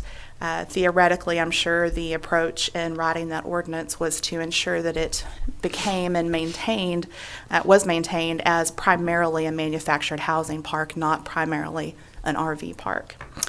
We've also talked about some planned development districts. We have a couple of those on the book. Again, planned development district zoning is when an ordinance is crafted specifically for a certain site. And so we do have a couple of those in the city that do allow some placement of RVs. What's important to understand is the regulations of the past.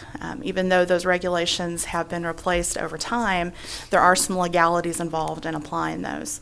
We do have on the books what are called special permits. That's not a mechanism that the city currently has in place, but in the past there was a special permit process through which an applicant could come to the city commission or planning commission and then the city council and ask for permission for a specific type of use. There are several of these on the books that allow primarily labels that read mobile home park. And we've had to really dig into the details on trying to work enforcement of those special permits. And so after visiting extensively with our city attorney's office, we've learned that essentially it is what it is. If the special permit was written as a mobile home park, then mobile homes are what is allowed. RVs do not fall under that umbrella. And so since many of these special permits have existed for decades, it has created some problems for enforcement. These special permits also do not expire. They're something that the city council always has the authority to remove because you are given the express authority to grant it in the first place. However, outside of that process, these special permits do remain and they do carry with the land. So as property changes hands, the ability to still place RVs or mobile homes, however it's designated in the special permit, carries with it. Another thing that is interesting and sometimes difficult about enforcing special permits is they were conditional, meaning that either the commission or the council could add conditions, and every special permit is unique in its own way. So as we're looking at enforcement right now, we're having to look at and ascertain how the park was established, what rules were in place when it was established, and enforce those rules. No two parks seem to have the same type of authority in this case.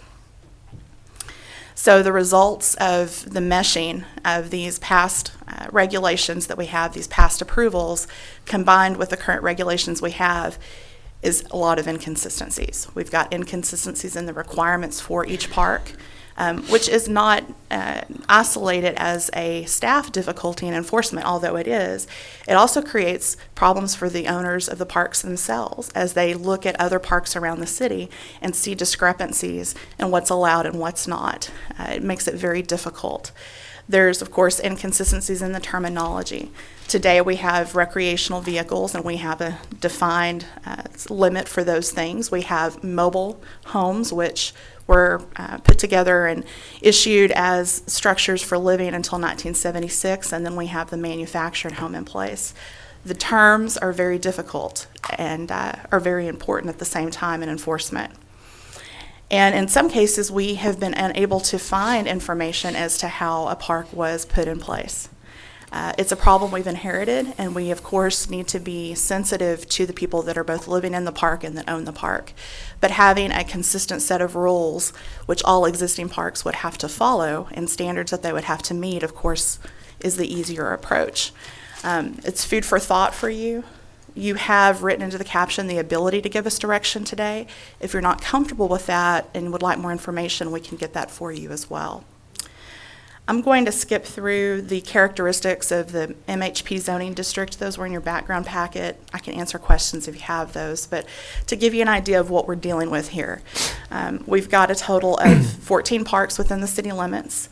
2 of those have the current MHP zoning, meaning the standards that are in place today in our zoning ordinance are enforced in those 2 parks.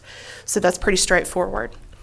We do have 2 planned development districts, as I mentioned earlier. That's a customized ordinance, so they also have standards covered under the current zoning ordinance. Then it gets a little dicey. You've got 1 park that actually existed prior to the implementation of a zoning district for the city. They fall under what is called a legal nonconformity. They are allowed to continue operations, but we cannot pass an ordinance today and make them meet all of those standards. There are legal rights that come with that existing prior to the ordinance. We've got 2 that were in existence prior to their being annexed into the city, so they also fall in that category. We have 4 that were authorized by special permit, and each special permit is worded just a little differently, just enough to make it a little confusing. And then we have 3 parks which we've been unable to find any authorizing document or ordinance allowing them to be placed. It is somewhat difficult to establish when a park started. We have some strategies that we use. They're not bulletproof, however. Short of us having somebody on staff that's been here that long, it makes it a little difficult to do. So we've got a total, again, of 14 parks. Roughly 10 of those parks are the ones that are really a little more difficult to enforce the regulations for from a staff perspective, and as I mentioned, as an owner or a resident of those parks, also confusing.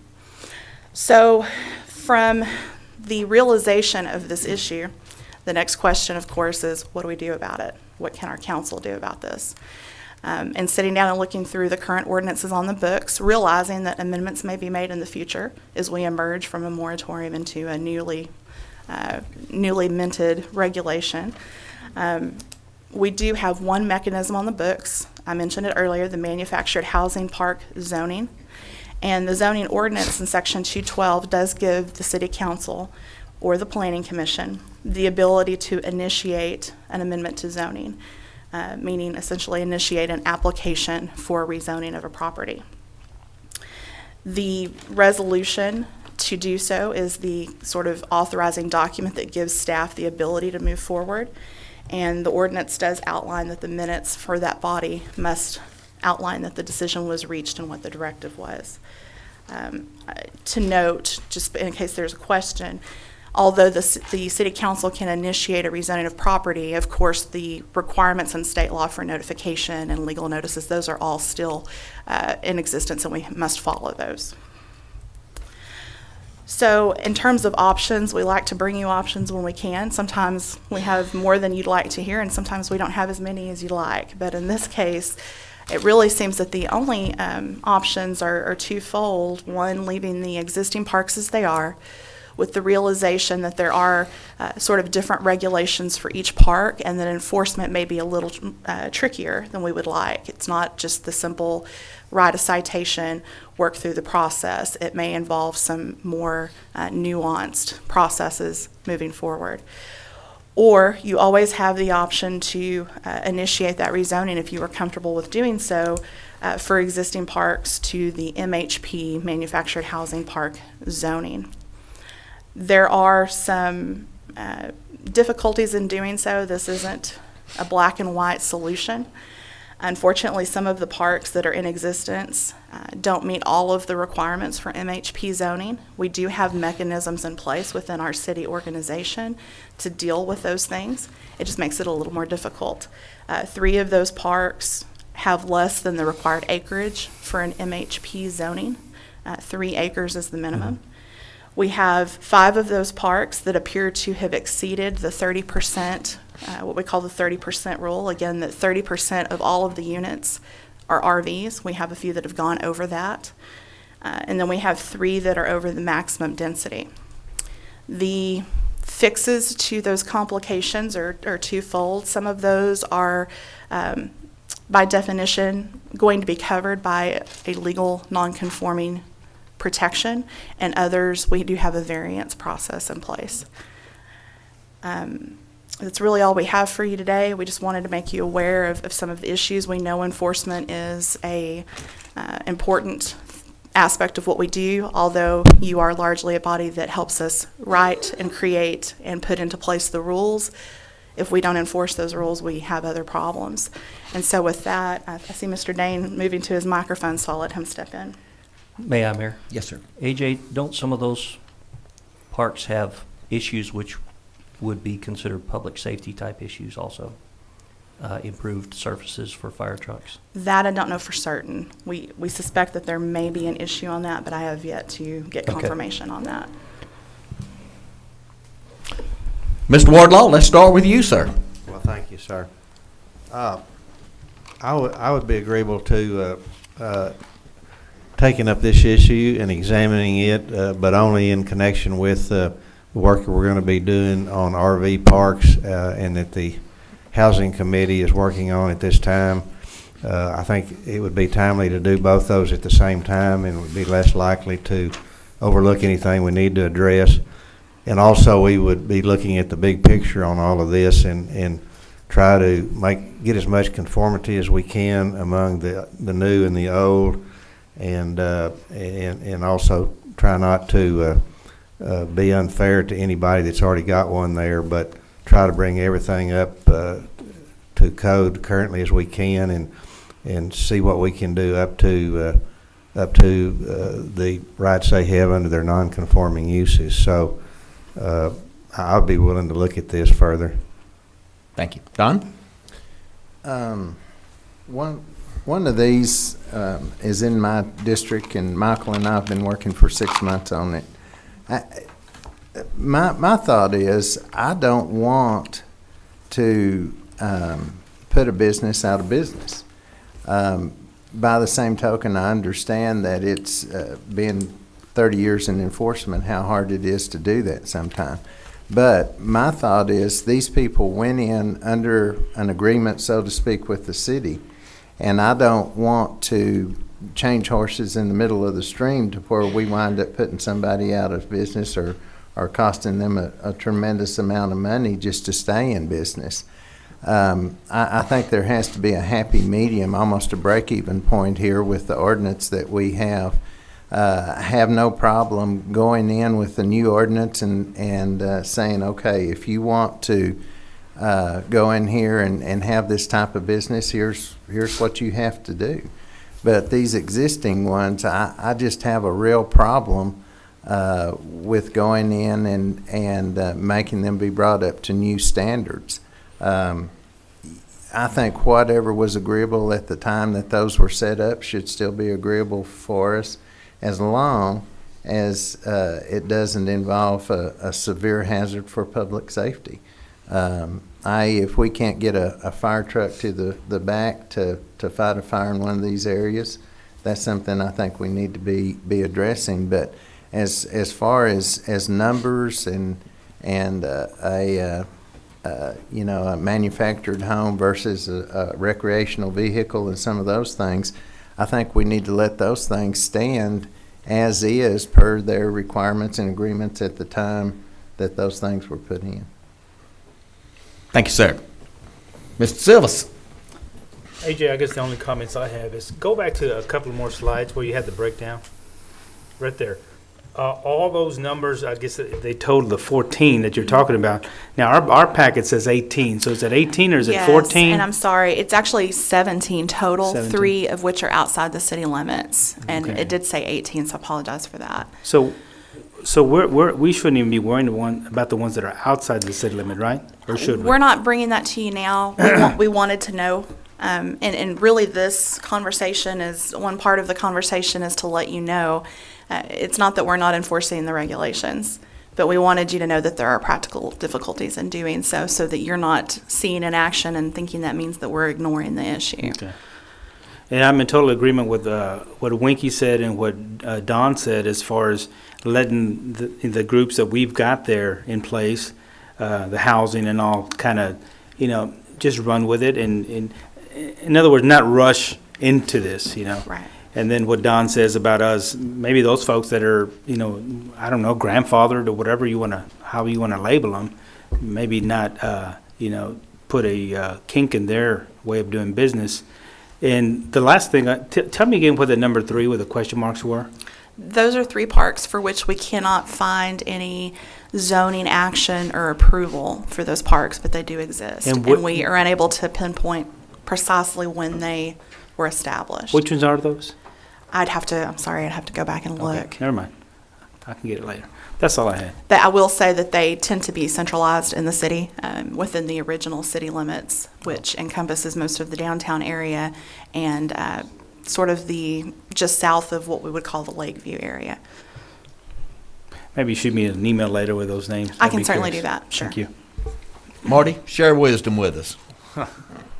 Well, I guess I got a question. Well, what happens if someone sets a mobile home or a manufactured home outside one of the parks right now? On a tract that's not encompassed by a park? Mm-hmm.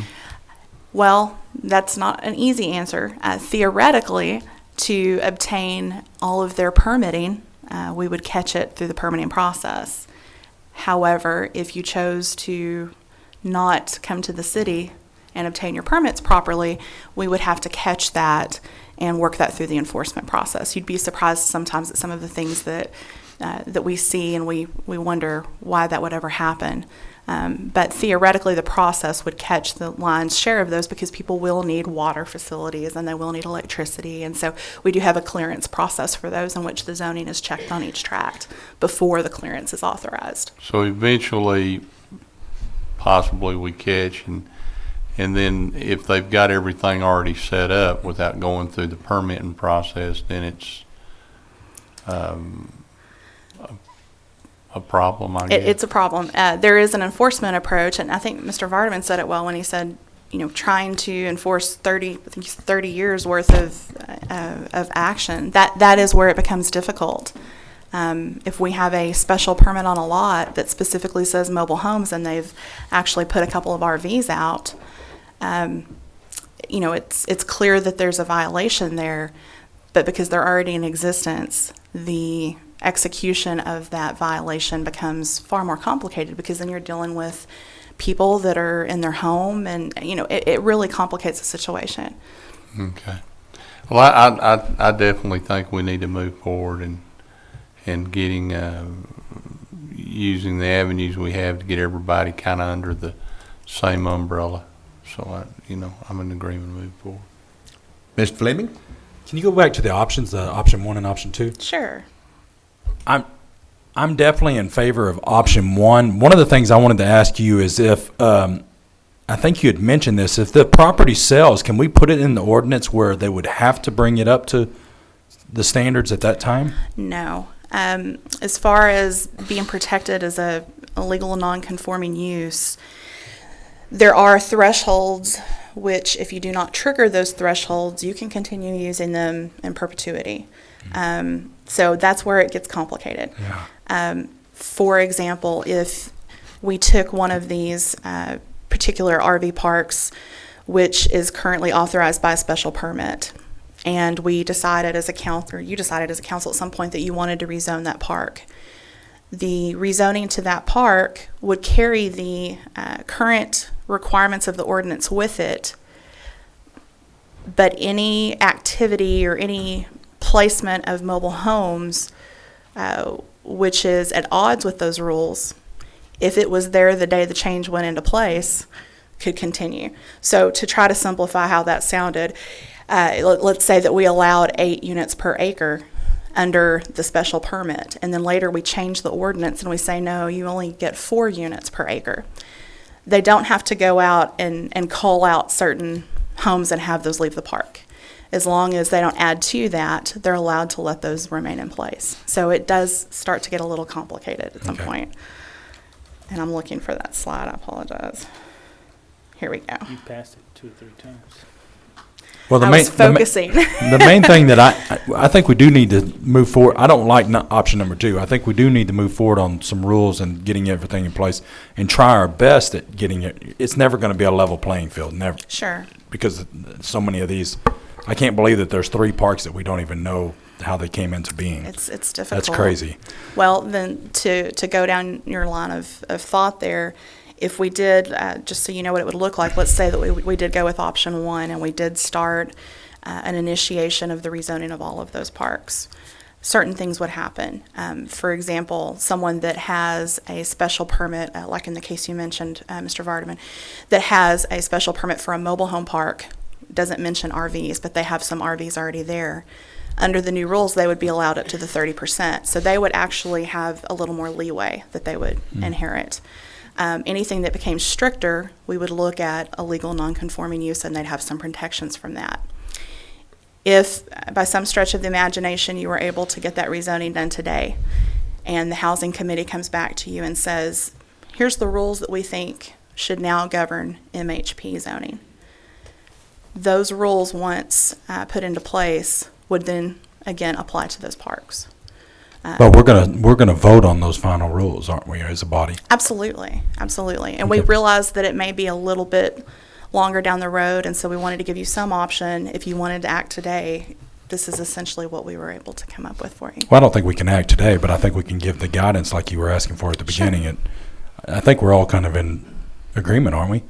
How about you, Mayor? We need these parks, and I think that's one thing that I need to make.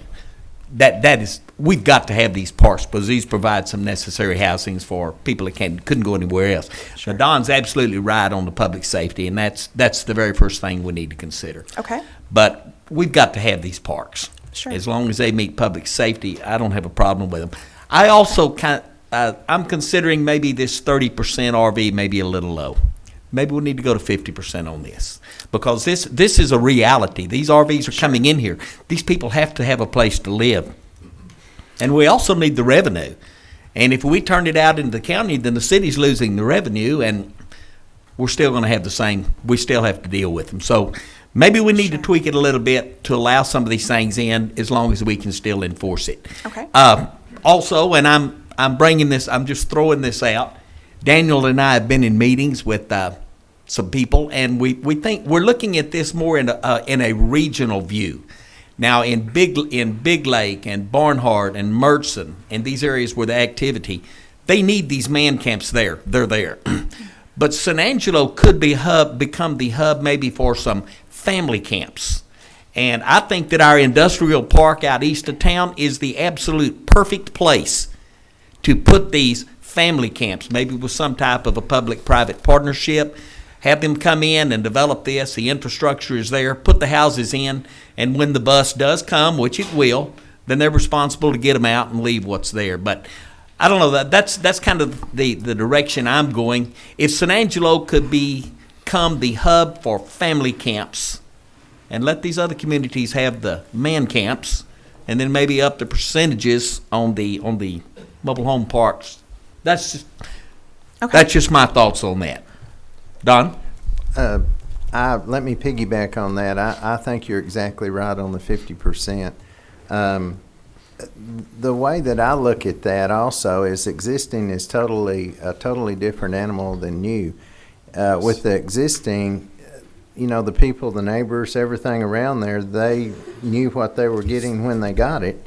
And so I think that 50% would be very feasible and something that would work well. Well, I've got 2 of them out in my area that's been there longer than I have, and we don't have any problems with them. Anybody else care to comment on anything? That's a long time. That's a long time. So I'm sorry, please go ahead. Mayor, we are moving forward, of course, as far as the housing committees, and this could be an item, of course, that could be addressed with the direction that you've given at this point, and to come back with a recommendation from the housing committee, to address what they felt would be priorities, and I think we already have years at this point moving forward, but we could do it that manner. Well, I know our moratorium is, another 60 days? We ought to be able to have a law on the books by the time this moratorium expires. Does everybody think? Do you think? It's going to really depend on all the people that are involved in the conversation. I can't predict what the committee I think will we do. ought to have a goal of having an ordinance on the books by the time the moratorium expires. And if we need to extend it a little bit, we can, but I'm getting calls and I'm getting emails probably from these camps that you're talking about, and they've got questions. Sure. In fact, I spoke to Daniel about it, and we're probably going to have some meetings set up just to address their problems. But I'd like to get some clarification on the end, and let's get these people an answer. Brother Silvas. Mr. Mayor, AJ, just for the benefit of the viewing audience, can you elaborate more on the 30% limitation or even the proposed 50%, just so they'll know, just be clear on it? It's basically that you would take the total number of units in the park at any given time, and of that total number, 30% of that could be RVs. The other 70%, of course, would have to be a combination of mobile homes and manufactured homes. So the RVs would be the minority within the park, essentially. Any other council discussion on this? Just one or two Yes, other sir. things, Mr. Mayor. I'm glad you're getting to where you're knowledgeable on the oil business. That's been my complaint all along. The man camps need to be where the oil drilling is, and that's what you just stated. Yes, sir. The man camps need to be out there in Barnhart, Big Lake, Ozona, and points west, Pecos. The oil business is moving that way, and so the man camps need to be out there. It defeats the purpose of a man camp to have it 70 miles or 100 miles from where you're working every day. And so you're right. I agree with you 100% on that. And I like your idea of an increase in the percentage of RVs that could exist in the current parks. And that's why we need to have a new ordinance that the housing committee recommends and that we finalize and get this thing right. I agree with Once you. It's and for time. all. It's time. If there's no further comment from the council, I'll open it up to the public for public comment. Yes, ma'am. Before we do that, Okay. I just want to make sure I've got everything here and that I've gotten it all written down. So what I'm hearing is we need to kind of try to look at the existing parks and the rules for the new parks. We try to look at those simultaneously. We would like to specifically examine the 30% and talk to our committee about a possible number, maybe 50%. You mentioned public-private partnerships and trying to look at existing versus new as two kind of different classifications, and then making sure we have all of the details on the legal protections for the existing parks. Did I miss anything? Is that 50% though, that the proposal is on existing parks, not on anything that would be new, right? That's something they can look at. I think it would probably Even have to be based on the zoning district, which would affect both, but we can look at it and see if That's there's another something we can approach. work with. Okay. Okay, Is thank that you about very cover much. it? Yes. I'll open it up to the public now. If there's any public comment on this, come forward, please, sir. I'll ask you to state your name, and I'll give you 3 to 5 minutes. My name is Ken Klein, and I'm one of the directors of the San Angelo Association of Realtors, and we would request that this matter be referred to the Temporary Housing Committee. They are, I understand, going to be meeting on the 20th, was just a few days away. Get a total input from them also. I think that's Thank a you. wise comment. AJ? Okay. Jerry, come forward. State your name, buddy. You've got 3 to 5. Yes, sir. Council, my name is Jerry C. and staff.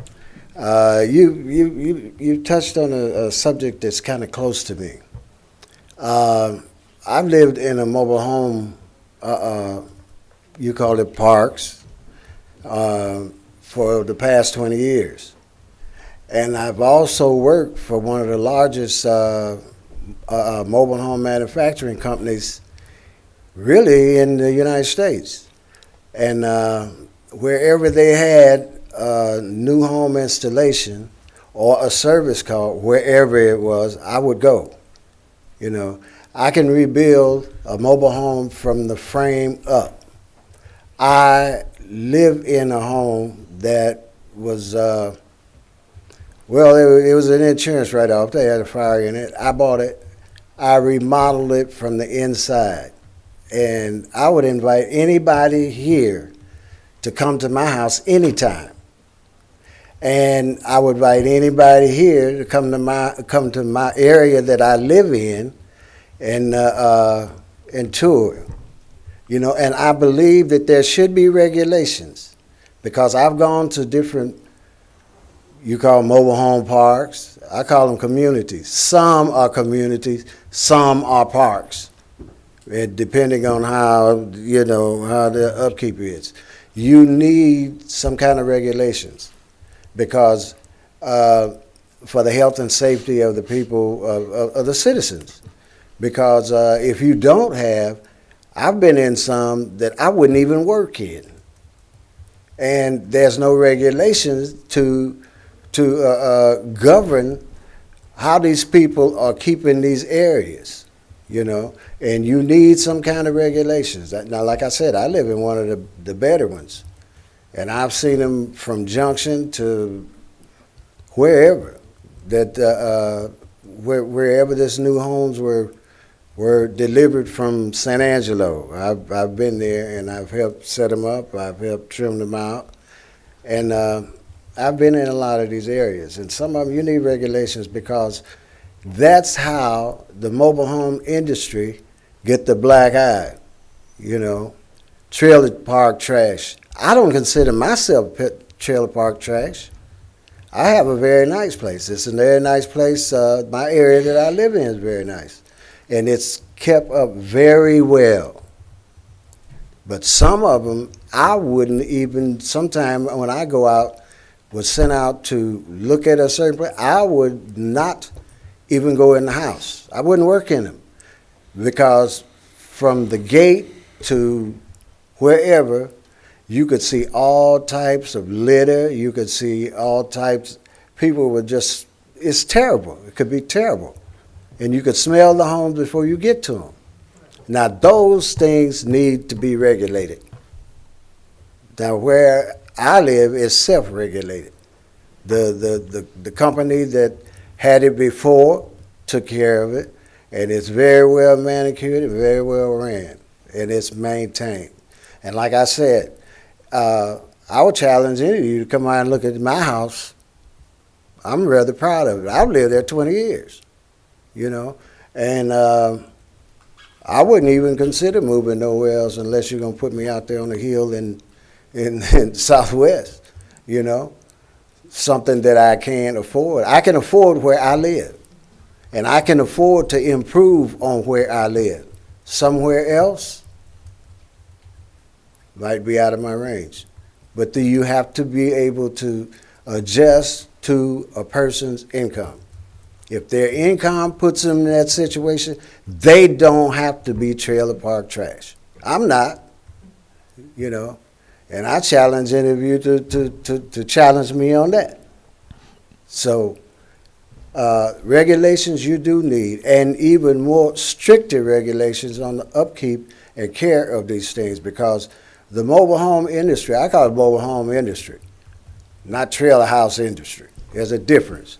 And my 1 minute, You're about my out of 1 time. minute's about up, but I've said enough, and I think some of you might know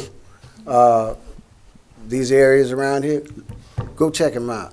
Thank you, Jerry. Please do put some kind of strict regulations on the upkeep and care and the public safety. Thank you. AJ's back there writing as you speak. Anyone else care to address this? That sounded like a dinner invitation to us all. Well, I'm At waiting least for 3 times. I'm waiting for the barbecue. Yeah, you give AJ your address.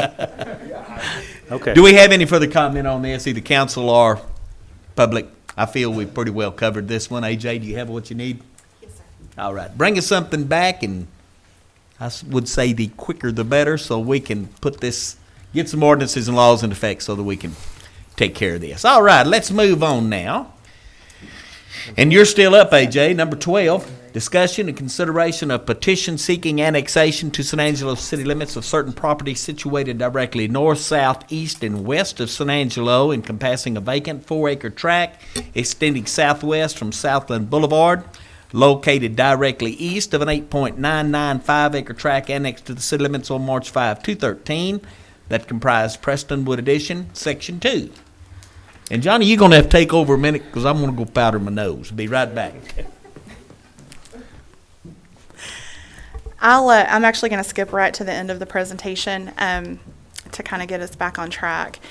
You might remember in March of this year, some of you were on the council that time and some of you were not, but there was an annexation approved at that time. On the slide that I have here, that property is to the immediate west of the site. It's part of the Prestonwood Edition. You see a lot of new home and street construction activity out there now. To the north, this tract in the Community of Faith Edition was previously annexed several years ago. And the properties to the east, again, you have the elementary school, and to the south, you have another section of the Prestonwood Edition. All of these areas on all 4 boundaries with this property tract are within the city limits. However, the subject property that's crosshatched is not within the city limits. When the Prestonwood annexation to the west was done, the council at that time asked staff to contact this property owner and see if they would have an interest in being annexed so as not to create a hole, if you will, in the existing city limits. That property has since changed hands, and the current property owner has brought to us a petition for annexation, which would remedy that issue. I don't know that there's anything very controversial about it, but we can talk about it if you'd like. Again, it's in far southwest San Angelo. We have worked up what the proposed timetable would be based on the public hearing requirements outlined in state law. We would have the 2 required public hearings, one in January, one in February, and then we would be bringing you an ordinance for first introduction, first reading in February, and the second and final reading in March, which would make that annexation official. Essentially, all we're asking you to do is to accept or deny the petition. You're not taking any action that would actually annex the property today. You're just giving the staff either the authorization to proceed with the investigation and bring you recommendations at future meetings on this tract, or to deny the petition and stop the action at this point. So that's essentially the gist of the issue, but I can answer any questions you might have. Any questions, Mr. Rodney? I'd like to move that we accept the petition as written. Second. Go ahead. I don't have. Okay. Are there any downside to possible annexation or any extraordinary expenses involved? We will look at that. If you give us an acceptance of the petition during the public hearing process, we will be doing an analysis of the infrastructure in place, the street network, location of fire departments, anything that we think will help you in your decision-making process. So we will be bringing that to you, yes. That property is surrounded already by. It is. I mean, it's completely surrounded. Correct. Yeah. AJ, this isn't something that requires that area notification. It will. If you accept the petition, we will start that process. will. And so Okay. we do have some pretty specific notification requirements we have to follow, but staff will handle that. We have a Motion and a second. motion and a second. I have no Well, problem with it. I guess we got a motion and a second, then Or it's a time move- to move on. Or a move and a second. We've had full council discussion on this? Yeah. Those 2 down there. Okay. You have anything, Rodney? No. Public. Let's have public discussion on this. If there's anything pro or con, this is your opportunity. If not, we do have a motion. We do have a second to accept this as it has been presented. I'll ask for the vote. All in favor say aye. Aye. Any opposed say nay. Put a 6-0 on that one, please, ma'am. See how quick that went? Nothing to it. Now, Alicia, yours is the next one. Consideration of adopting a resolution casting votes for one nominee or distributing them among nominees for a position on the Board of Directors of the Town Green County Appraisal District for January 2/1/14 through December 3/1/215 term of office. Ms. Ramirez. If you'll remember, back in October, we presented the names, and these were the names that were presented to the county. I just need you to either confirm if you want to split the votes or you want to give the votes to one person, but these are the only individuals that are on the ballot for this term. Let me read the names. We've got John Begnaud, we have John Kahn, Russell DeVore, Louis P. Gomez, and Bob Reeves. As far as I'm concerned, I don't think we could have a better group of individuals on this board than these five. I'm very pleased with every one of them. I'm willing to give all of my votes as a mayor. I would give all of my votes to these guys and divide them separately. It's what council decides. Rod, do you have any feelings on this, sir? I agree totally. I don't have a problem with all five of the guys, so I don't know how, I don't understand how Well, you're saying. since there's only 5 people, we can split the votes among the 5 equally, Okay. if council agrees. Yes. Because there's that no would be my other opinion. contender, so it's going to be those 5 individuals that Do will we, get do the we need a terms. motion? Yes, sir. How you feel about it, Marty? I think we split them between all of them. Okay, Johnny? Yes, I'm Don? Splitting them's great. Winky? That's okay with me. Somebody make a motion that we I'll just move. split them equally. I move that we split And I'll second. equally. Now second. Got a motion, we've got a second. We've had council discussion. Do I have any discussion from the public? If not, I will take the vote that we accept splitting them equally amongst these 5 members. All of those in favor, please say aye. Aye. Any opposed, say nay. Put a 6-0 on that one. Okay, number 14, consideration of Actually, going going back to executive session. do you want to go ahead and get 15, and you want to go ahead and go to executive Oh, right now? We can do that too. Yeah. Let's go ahead and get 15.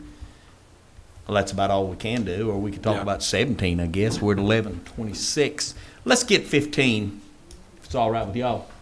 And then we'll go into executive, and then we'll finish up after executive. Consideration of approving various board nominations by council and designated council members. First one, we have the airport board, which is Patrick Newton, SMD 4. Full second term, October 2/17. David Herbert, SMD 5, to a full second term, October 2/17. Elizabeth Grindstaff, SMD 6, to a first full term, October 2/17. And David Durker, mayor, to a first full term, October 2/17. I am in favor of Newton and Herbert and Durker, but I am going to vote against the SMD 6 proposal. So we can do this. We can take them one at a time and vote on them, or we can take 3 of them and vote and then take the last one, whatever council's desire is. But I'm in favor of 3. One of them I am not in favor of. I will vote against 1. I'll move approval of the other 3. Okay, that would be Patrick Newton, SMD 4, David Herbert, SMD 5, and David Durker, mayor, first full term. That would be the move that you make? Yes. Do I have a second on that? Second. Okay, I do have a motion, I do have a second. Any further discussion from council? Do I have any discussion from the floor? All right, all of those in favor, please say aye. Aye. Opposed, say nay. Put a 6-0 on that one. The next one then would be Elizabeth Grindstaff, which is SMD 6, to a first full term, October 2/17. I am opposed to Elizabeth Grindstaff. I am opposed to Elizabeth Grindstaff, so if someone would make a motion either way, we will handle this one. Mr. Mayor, what about a point of order? Is that Charlotte Farmers? That is Charlotte Farmers. Would you like to hold? However, we've got it up for approval or disapproval. If it approves, it's done. If it disapproves, then Charlotte can find someone else. So I would like to go ahead and take the vote on it, and it's whatever happens, happens. Okay. Well, I will make a motion that we deny Elizabeth Grindstaff. I'll second that. I do have a motion. I do have a second that Elizabeth Grindstaff be denied at the airport board. Do I have any further discussion from council? Do I have discussion from the public? Motion has been made that Elizabeth Grindstaff be denied. All in favor, please say aye. Aye. Aye. All opposed, say nay. Nay. Okay, we have 4 votes nay, we have 2 votes for, so Elizabeth Grindstaff has been approved on the airport board. Wait a minute. Excuse me, the motion was to deny. To So we deny. need to do another motion to approve. Okay, Then I will make then a motion to approve Elizabeth Grindstaff. Will anyone second? Second.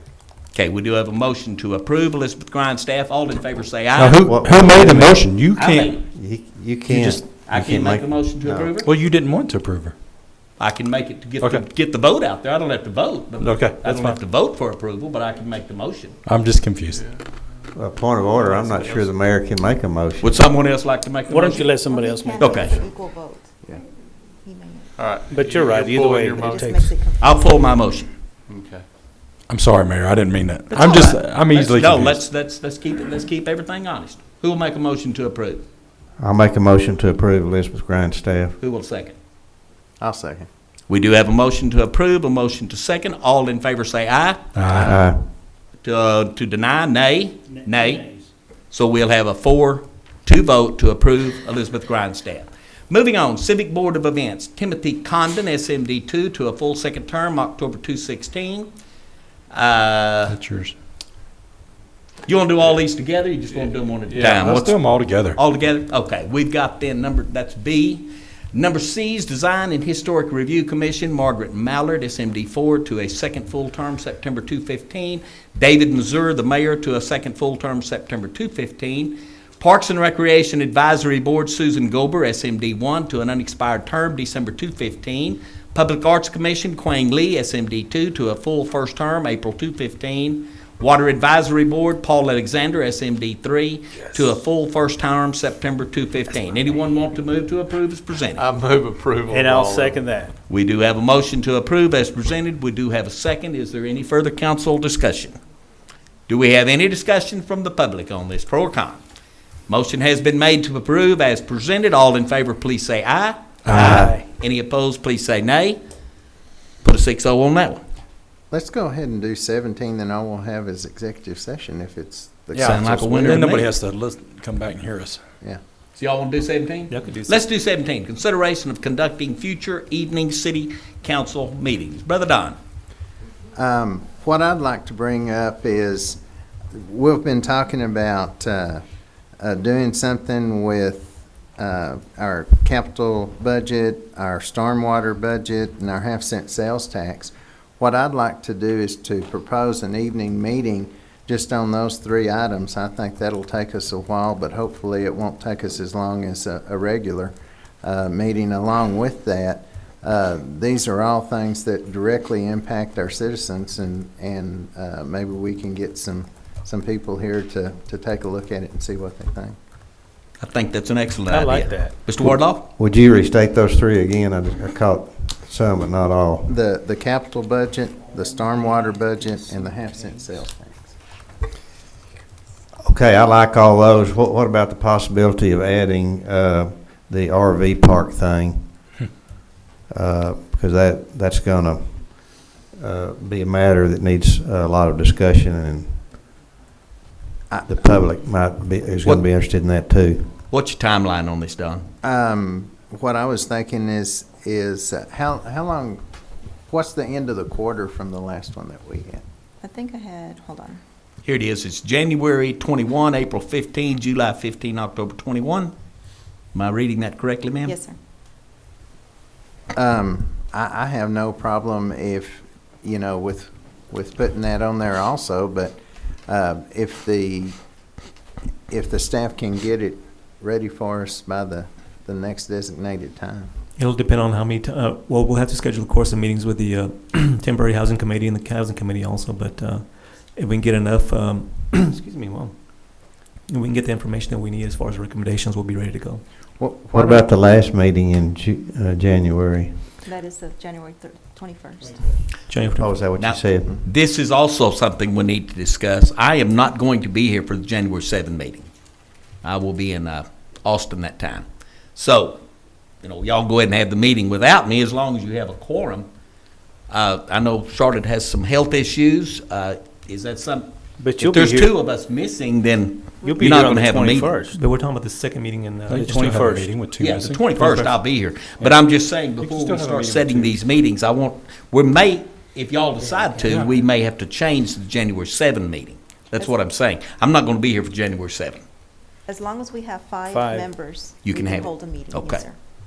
Well, one of the things too, I would like to set aside this evening meeting sometime within the quarterly parameters that we've been discussing, but I would like to have it separate from our regular meeting so that we'll have more time to discuss these items. I think it's going to take a while, especially if we add anything else too. You know, if we wait till February or March and just have a special evening meeting, that might be able to give them the time to get the RV stuff in there, Winky. Yeah, that'd be fine. Yeah, I have no problem with that at all. I'd be happy with that. And another thing to keep in mind, you had requested that joint meeting with the other two. That's what Yes, government ma'am. entities. That's And another I'm one. looking at January 28th in the evening for that meeting. So Okay. far, I have approved by the school board that they want to meet in the evening. Good deal. Good That's deal. what I was about to bring up. Are they gonna have their water bills on that night? Don't go there, Rodney. I'm serious. Don't go there, Rodney. Well, even, Mayor, even I'm on asking for it. on the idea of the joint meeting, and, boy, I like these words that Don said, it sounded like the mayor, quarterly parameters. Man, that's a lot of wisdom there. But are we getting too muddled to include the joint with some of these ideas, or? I don't think we would want to put Don's in with the, No. with our I just had joint that meeting. one item on the. Okay. You know, Don, we might wait until February or March and then get your meeting in with all of those things, if that's all right. I have no real problem with it. I just don't want to wait so late because staff's going to be, starting to work on the next year's budget, and I don't want to get the cart before the horse. I'd kind of like to have some of this stuff resolved before they get too far along into the next budget. I like your idea. I don't think we're looking more than a couple hours. So even if it were a special meeting, I wouldn't have a problem with it, and I like the evening meeting for citizen participation. Okay. And here again, I think a special meeting would be better. Yeah, so we can still do our regular business and then move. Right. Let's look at February or March, maybe for a special evening meeting to handle the thing Don spoke about. And again, it would depend upon staff having all the information together. When you are prepared, let's talk about a special meeting too. I know Michael and I have discussed this also. We had a meeting this last week, and so I think he pretty well knew what I was going to suggest. Is February good, Michael? It is. One of the things that I think could yield benefit is if we discuss the capital needs, the funding options, before remember that Daniel likes to try to have a retreat in February with council to set goals. And the idea behind February, I think, has been that we would begin moving toward those goals as we plan the next year's budget.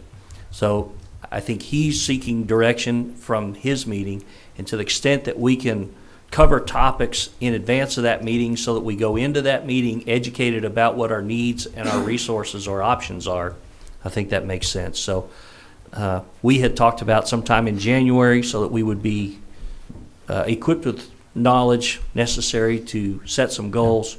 But if we can have that meeting in February before the retreat, I think that would be good. And Mike, and you bring up a good point. I think that's, as far as the retreat, that we can cover all of these very thoroughly also and doing that in the evening too. So that'll work out perfectly, actually. Well, with it being an evening meeting, we can kind of set that whenever we can. Sure. Y'all can get ready and we can get a quorum. Sounds great. And when Winky gets tired of meeting, he makes a motion, and I second it, and we end them anyway. So that's not a problem. Okay. All right. Well, we will speak then more about the January meeting when we come back and set dates on that or make a decision on it. Let's go to executive.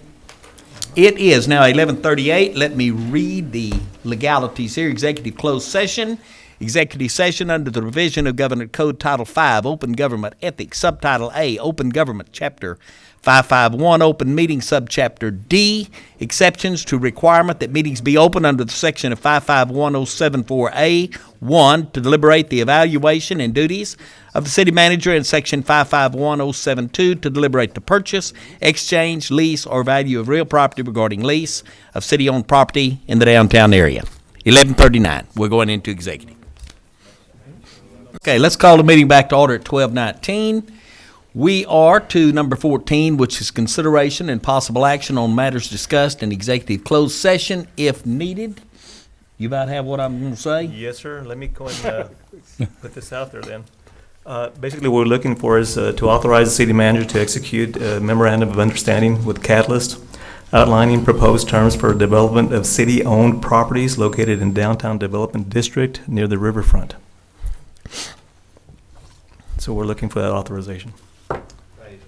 Yes, sir. And this, Parrish confirmed this phase is yours. This phase does not cost the citizens of San Angelo 1 cent. This phase does, if we approve this, it does not obligate us to go any further as a city. So we're taking these, we've done phase 1, which we paid for and approved. This will be 1A, I suppose, would be the way to say it, which is your part. And then we will go on to the next one. But this part costs the citizens nothing. Correct. We're not committing to phase 2 of the project as presented by Catalyst. All we're saying at this point is we're in support of the investment that he's going to move forward with, or he's hoping to move forward with. And one phase does not tie in to the next phase. So that each one of them will be considered and voted on and either approved or denied separately. I move for approval of this item. I second. All right, we do have a motion to approve is approved and seconded. Do I have any discussion? Rodney, do you have any comments on this, sir? The biggest thing that I want to make the public aware of is that this company, Catalyst, is going to be investing a lot of money, and we're going to give them 180 days to basically do their due diligence and find out whether this project is feasible for them or not feasible for them. They're probably going to spend over $100,000 on doing this, and we can still come back as a board or as a body and say that we won't do the ground lease or we will do the ground lease. I'm in favor of the ground lease if we can come to acceptable terms on the cost and everything. And he just needs to find out whether they can even do it, whether it's it's feasible. So I'm definitely for this project. I think it would be a great thing for the downtown area, and especially we've had just this week we saw a business that closed down there that I was really surprised about, and I think we need to do everything we can to keep the downtown area going. I think we're on the right track, but we need to not stop. We need to keep moving forward. Marty, do you have feelings on this, sir? No, I would just piggyback off of Rodney. I think I'm very much in support of it, and I think we can work the ground lease out, and we can see some very nice improvements down there. And I suppose since you moved to approve, Johnny, that you are in favor of this. Very much. I mean, it is in my district, but it's really the heart of San Angelo, and what they're bringing to the table is just long overdue. And then in conjunction with what we're doing along the river, the upgrades, the bank stabilizations, the miniature golf we want to bring, the bocce ball, all that game area. I think it'll all tie in together with a new restaurant coming up down the road.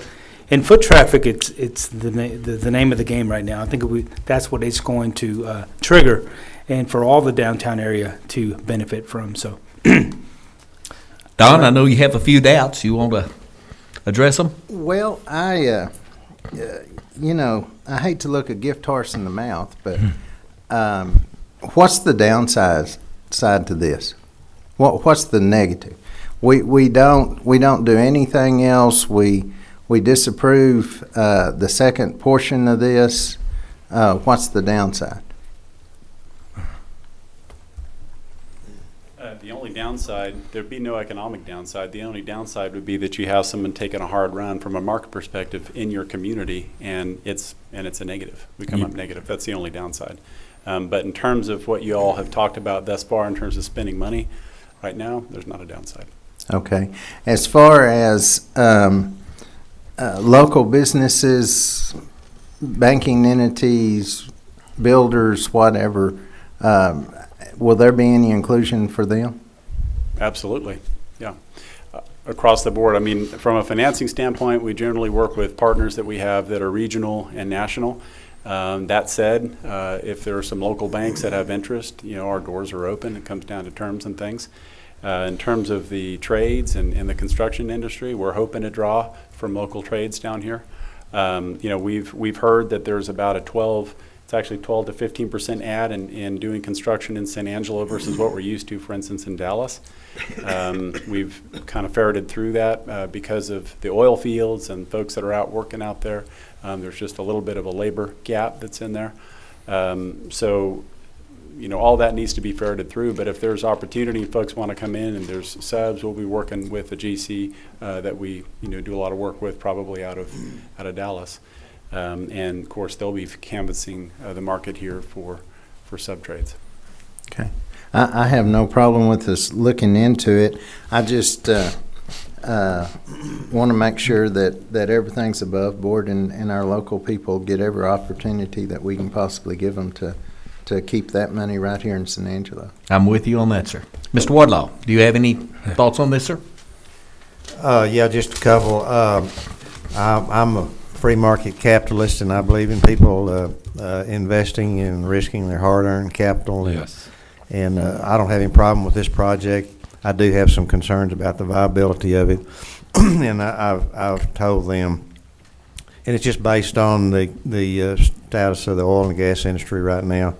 My family's been in the oil business since 1920s, and I have a lot of current information, and I'm just afraid that the boom is sort of leveled off and is not going to increase any, and so that's going to increase the risk of this project. But if they're risking their money and not the city's money, that's all right with me.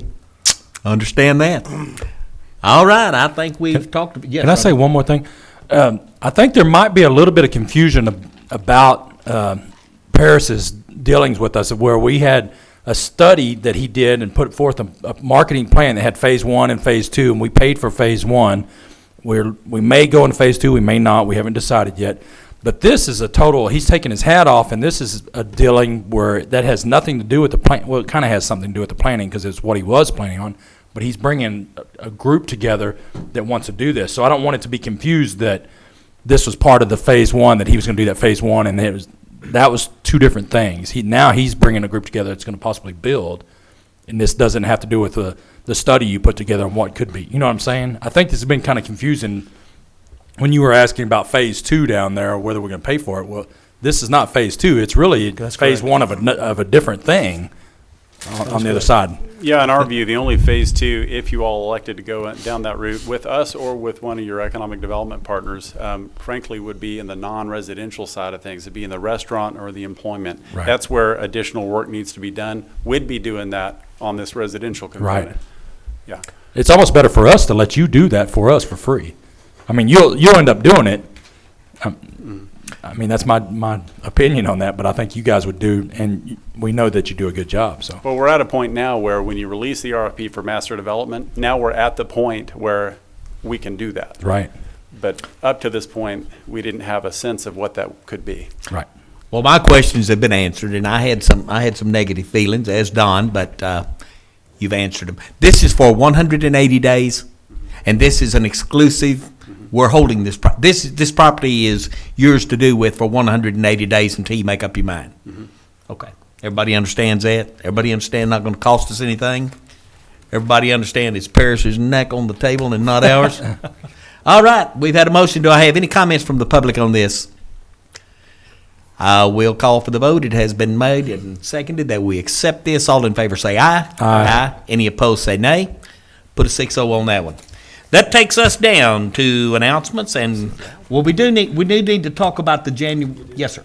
As far as executive session, I've been asked several times last period about the city manager being on the agenda, and I think we just owe it to the public to let them know that it's basically his annual evaluation, and we haven't had a full council, and that's why it keeps coming up every time, rather than, chopping block or something, And when we did have a full council, he was gone. Right. It's hard to evaluate him when he's not here. You're going to blame me now. He is still getting his paycheck each week, so he's still being paid. But we do need a full council before we make an evaluation. I just wanted to clarify that. Yeah, he's not in trouble. Everything's great. But we need all the people here involved. All right, we do need to talk about this 1st of January. Do we want to go ahead and have the meeting January 7? Is everyone else going to be here for that meeting? Doesn't make any difference to me. January 7. The first meeting, yeah. Okay, January 7 then. Pro Tem Charlotte, she'll be taking care of it. I will not be here. So go ahead and keep with the January 7. Announcements, consideration of future agenda items. Anything? Marty? No. Rodney? No. Johnny? Don? No, sir, mine will Winky? be taken care of. Okay. Yes, the West Texas Christian Foundation matter.